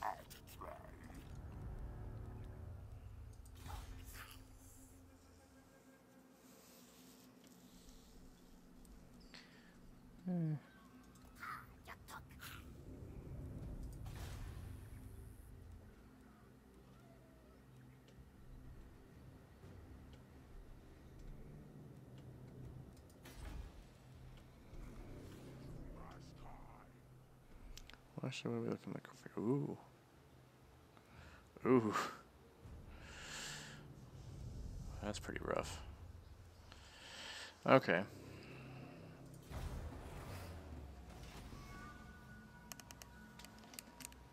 Oh.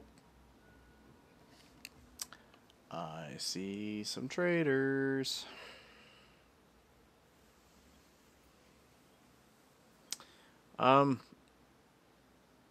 Yes-ish.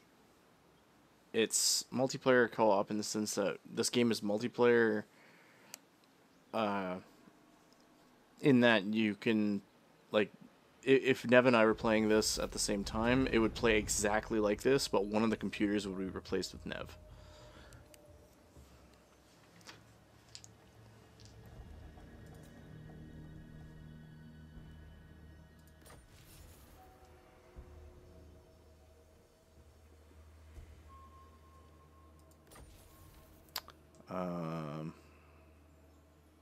Ooh, plus Pterodon Riders.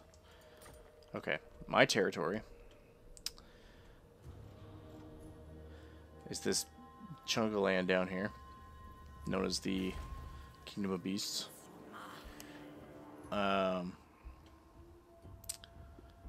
These three... Yeah, this province here is pretty much locked down. I'm just letting it kind of build up on its own. It's doing okay. That's kind of depressing, but it's getting better. These dudes are rebels. Which means if I want to thwart said rebels, I have to throw a bunch of dinosaurs at them, so...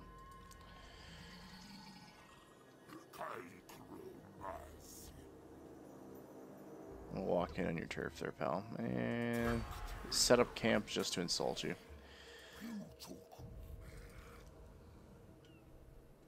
Here.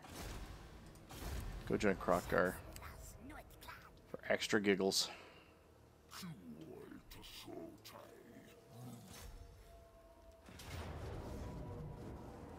Oof. It's direct connect, I believe. Because like multiplayer would be literally like 2 players against all the computer players or whatever.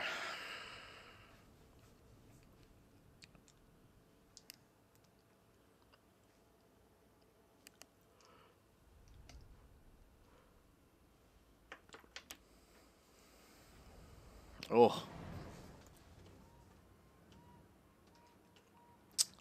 I have them cornered on the beach. Oh, shit. They have bats. Okay. That changes a little bit. Air units.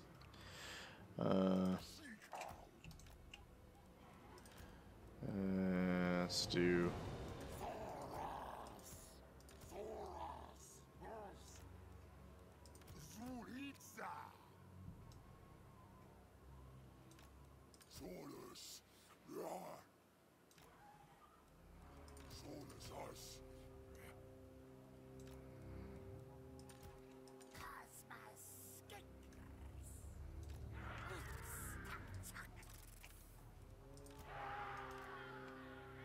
Oops.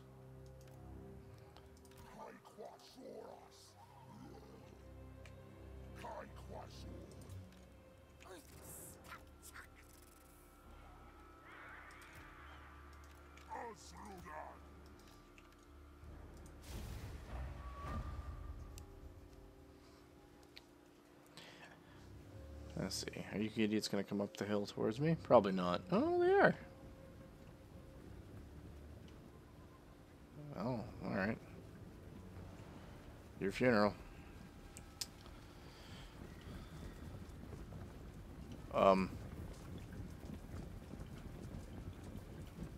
That's outright incredible. They have skeletons, bats, and whatever this man is. And more skeletons. Oh boy, this is gonna be a slaughter. Alright. It's gonna be a shit show for these boneheads. They try to flank. Oh, you sons of bitches.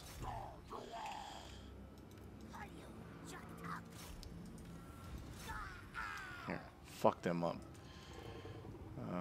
Go up there. Charge. Down there. Charge.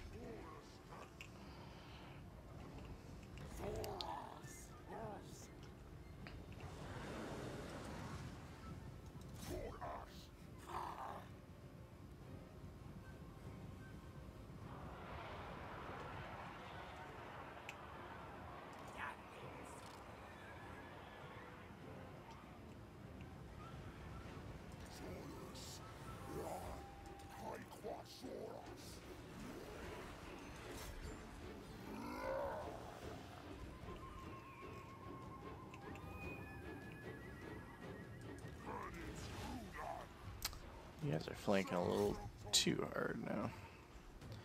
Are you guys gonna like...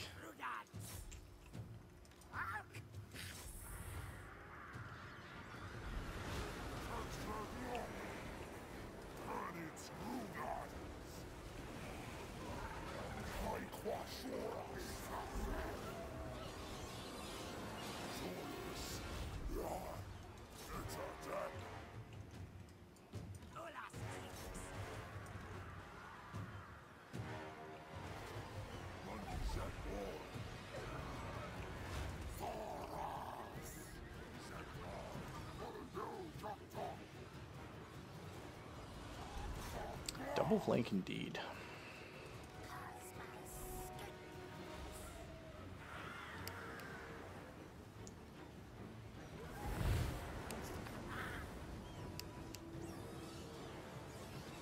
They're like, no, stay away from us.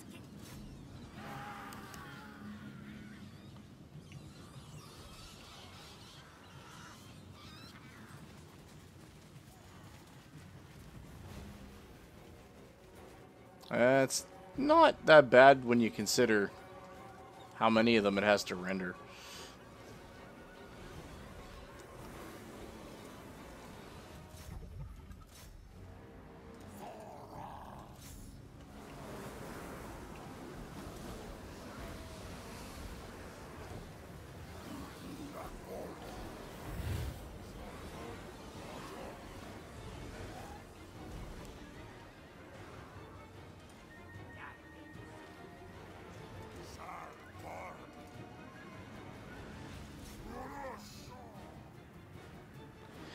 I think that's probably part of how it renders them so well. Wonder if it's like a memory saving thing if they do it all in sync. Like, I know what you mean, but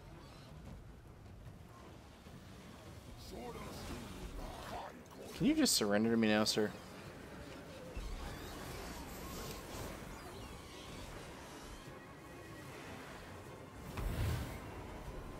Did he use that on himself? Oh, he used that.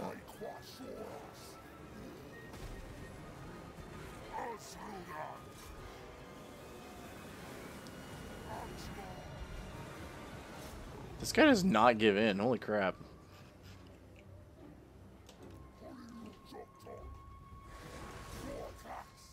Dogpile this guy. Come on. Everyone else ran away.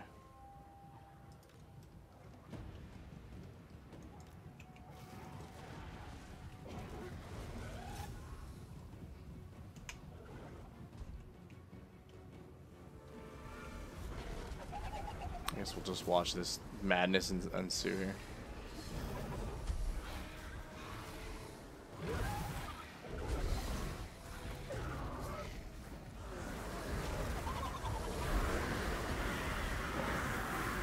Flappity flapjacks, I like it. How is he still full health?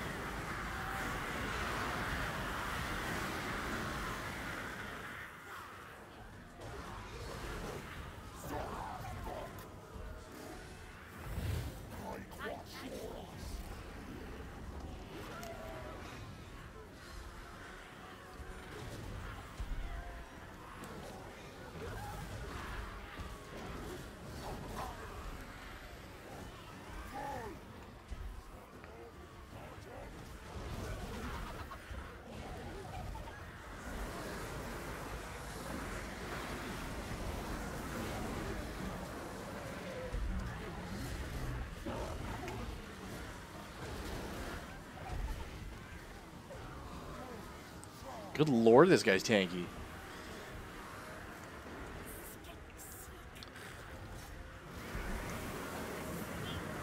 Remind me not to fight with fucking Ghoul Kings.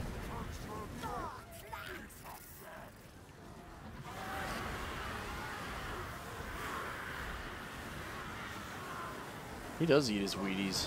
Like, that's a lot of dinosaurs and lizards beating the shit out of him. The enemy lord is dead. Well, alright. No more Wheaties for him.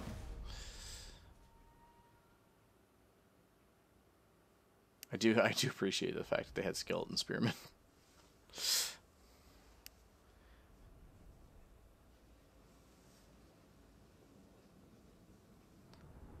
Vampire count rebels. Saw you Edgar. You saw last week.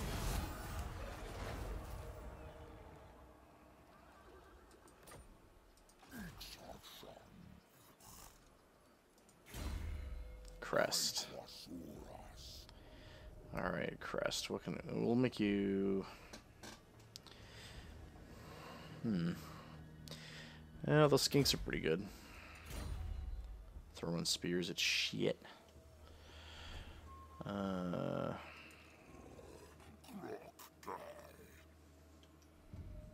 He's just kind of chilling. Let's see if the silver... What are they called?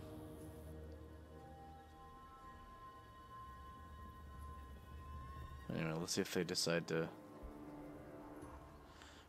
try a peace treaty again. I found some of the computer players, when they get more desperate, they'll actually start trying to bribe you into a peace treaty. Like, they'll just keep, like, offering a peace treaty with more and more money until you decide to accept it, or until they're dead.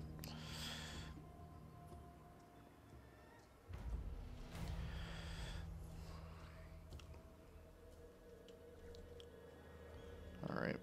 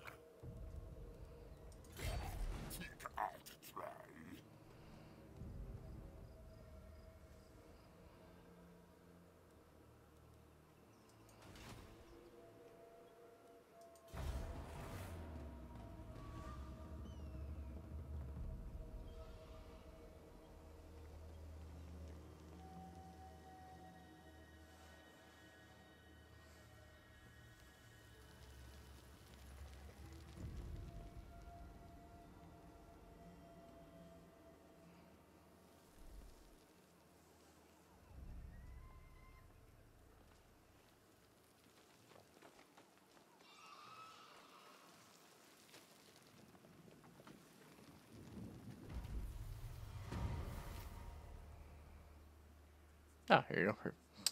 Relations with the nearby settlement have deteriorated. Their interpretation of the Great Plan may be at odds with the Old One's intentions. Your Slan Mage Priest informed you of a new ritual to recharge the geometric web, but the price is a sacrifice. Will you raid for captives and sacrifice them, or leave your neighbors be? As time they may prove your vision correct. So I can either hurt my relations with my buddy and get some extra magic, or I can leave them alone, which just gives me extra relations with them. And to be honest, I like having relations with other lizardman factions. There's some perks. So we're gonna let them be. They did nothing wrong. Oh, shit.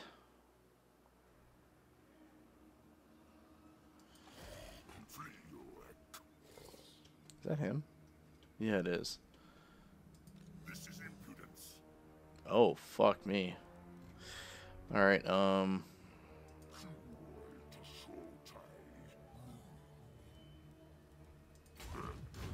get the hell out.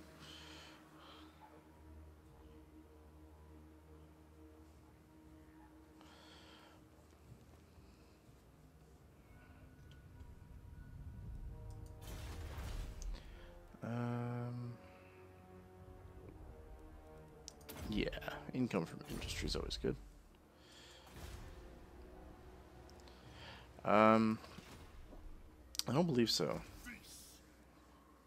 Black Knights, zombies. No, these guys are undead.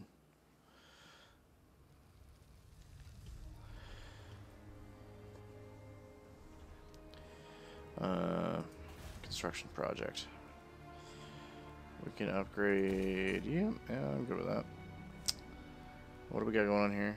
You're this place. So,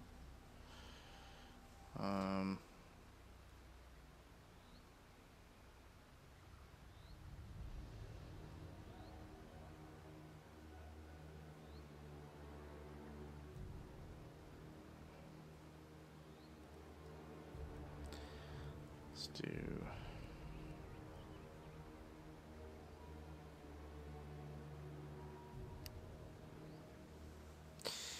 Yeah, I don't know.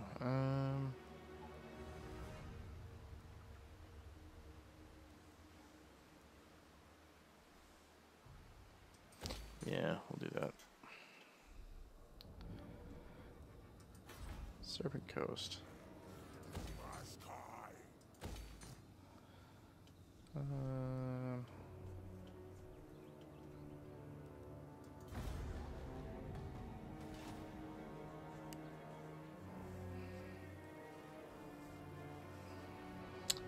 Dark Elves.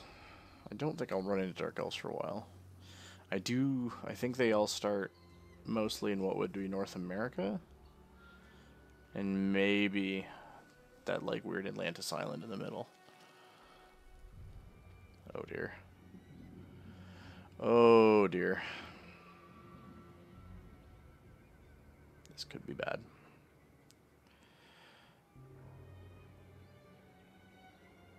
Mengel's Manflayers. Alright.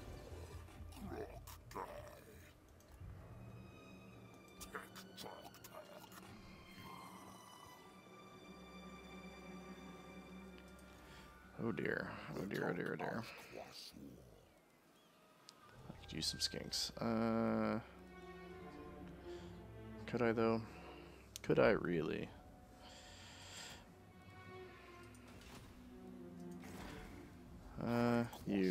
This. Skills. Skirmisher. You know what? Actually, he can use more skinks. So you know what? Let's load him up. Give him some more skink javelin throwers. Yeah, I'll save the money there.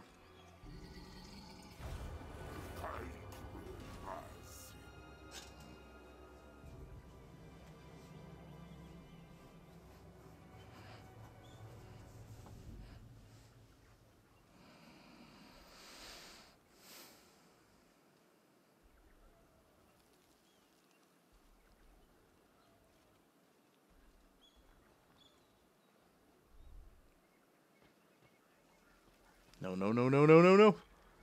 Whew. Oh, shit. Alright, well. He wishes to ambush me. Joke's on him, though.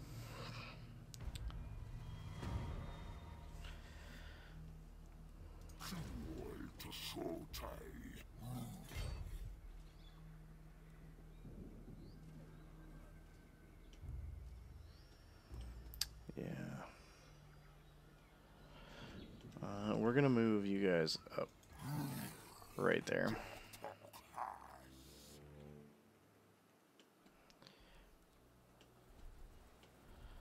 And everybody else. We're content. Let's see if this asshole attacks me. If he does, he's gonna get a face full of 2 armies.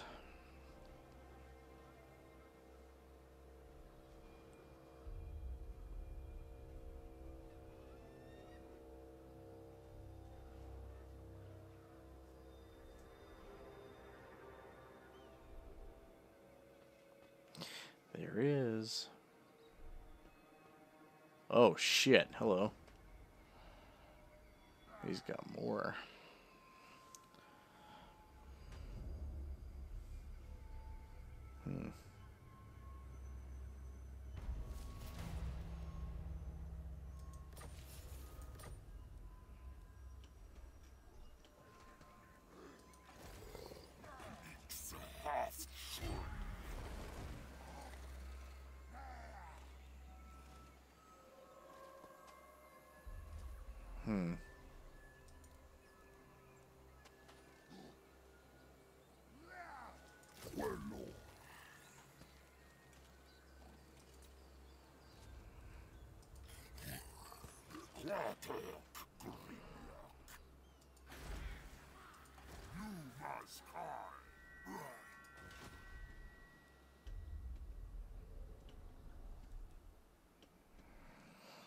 I don't know what I'm gonna do here.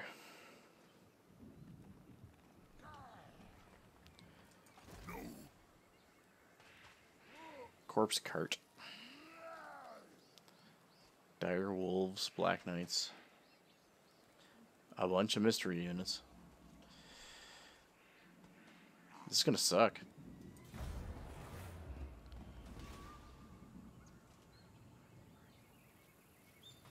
Go ahead, move closer.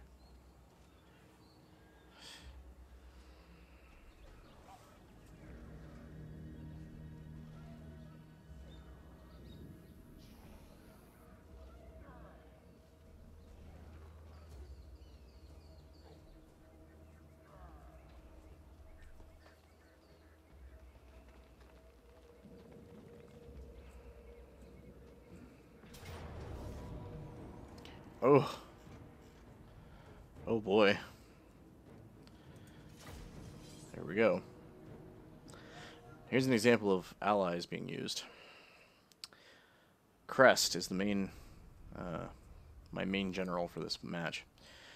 There are two Last Defenders armies nearby. One of them is Krokkar. So Krokkar and his band of awesomeness is going to show up. The other band of awesomeness, okay, so enemy reinforcements from there, friendly from back here. The other reinforcements will be the friendly lizardmen living in the settlement nearby. Which means I'm going to have 3 Saurus friggin' awesome bloods. Alright.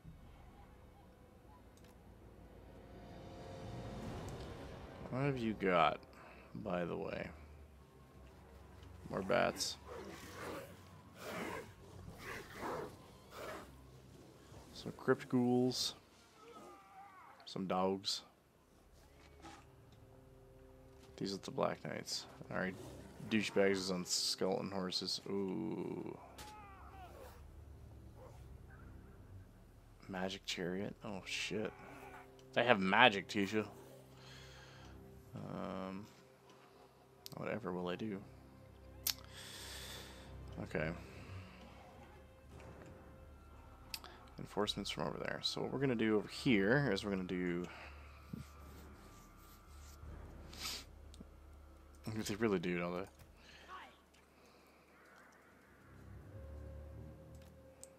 Our team does have glitter. Also, shut the fuck up, Slackbot.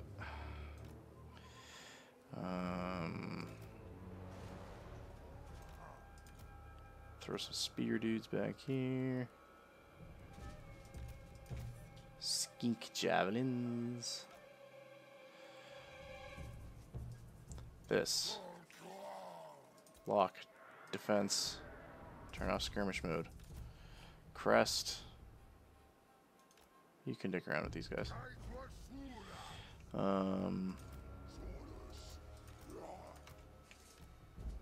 So we want to do.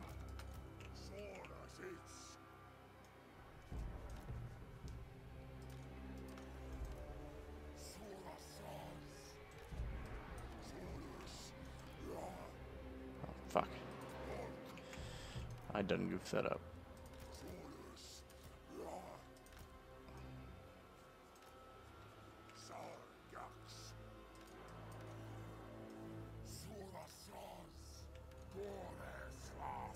What's going on here?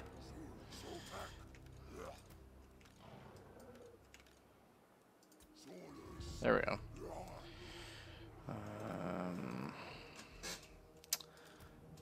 Start you in here. Cold ones. There.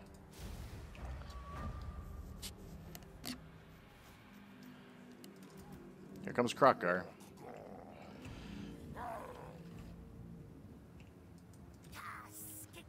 And our resident awesome headdress dude. Alright, I have to get this going a little bit more hastily. You guys up here.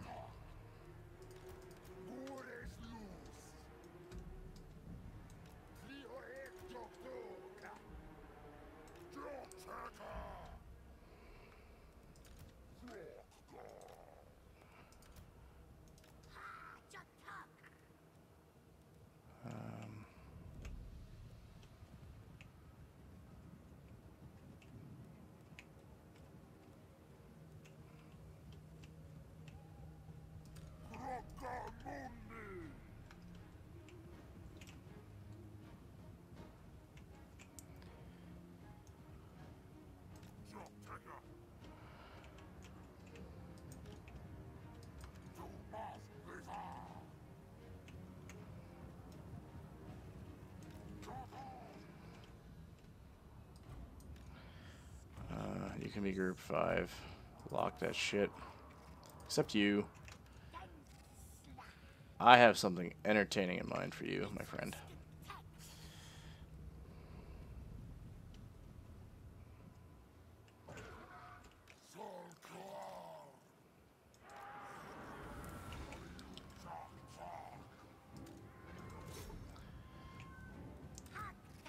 Watch this, Tisha. Watch this. How far away you gotta be?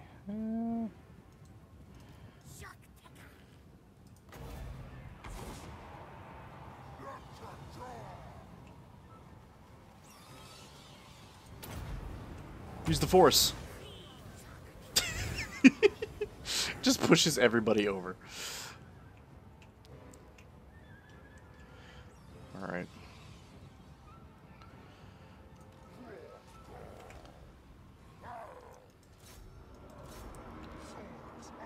Crockar's Band of Awesomeness is gonna have to do that.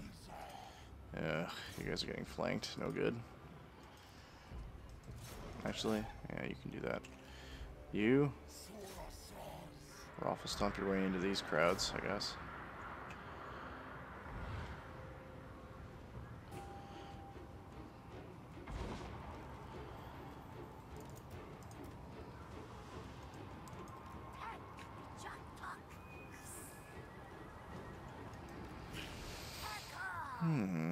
Crockgar.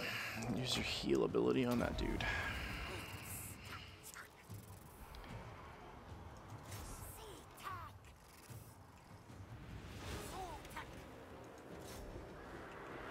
No, bad idea.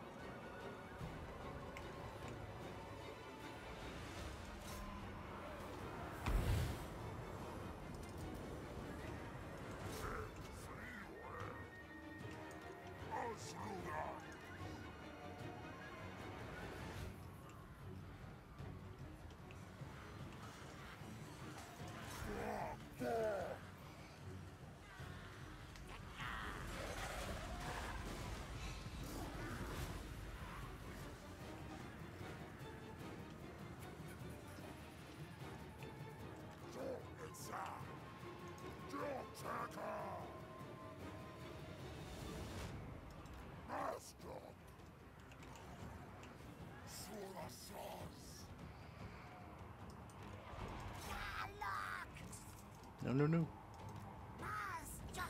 Run, Skink Bro.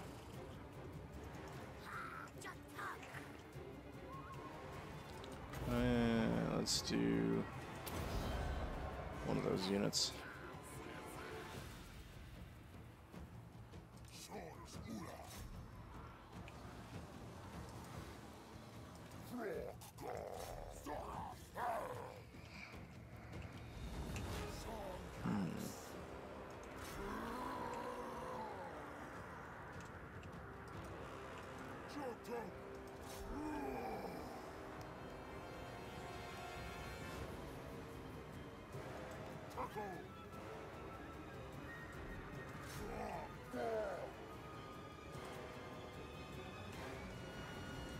My lord is under attack.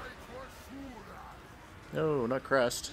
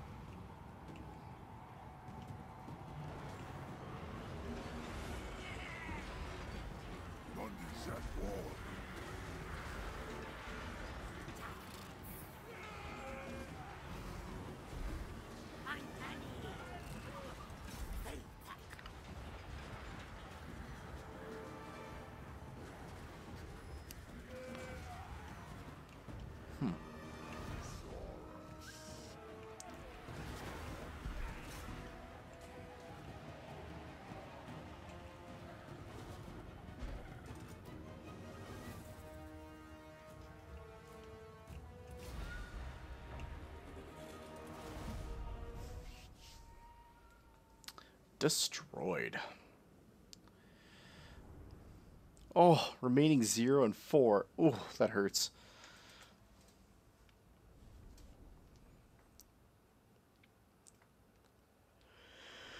Look at that.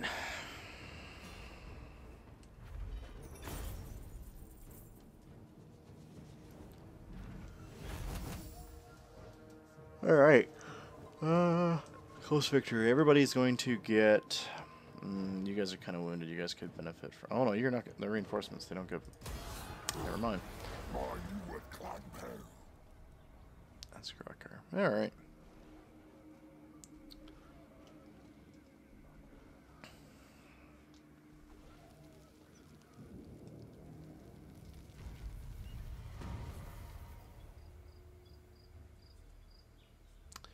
Nah.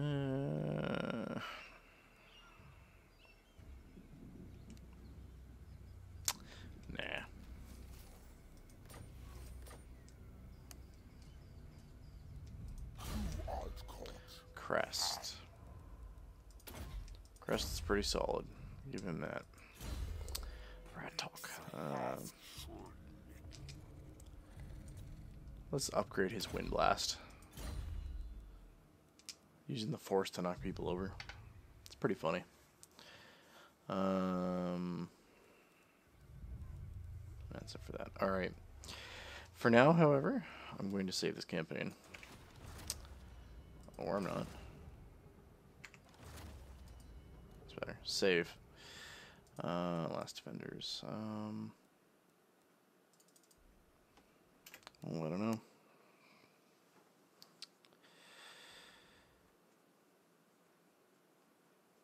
What do I call this?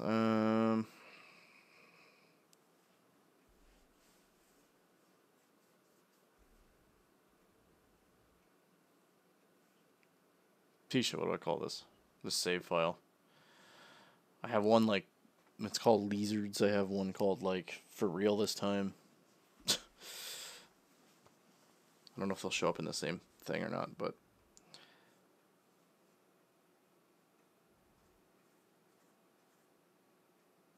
stretch limit it is. Alright. Saved. But for now, I'm going to bed. I have been up for way too many hours.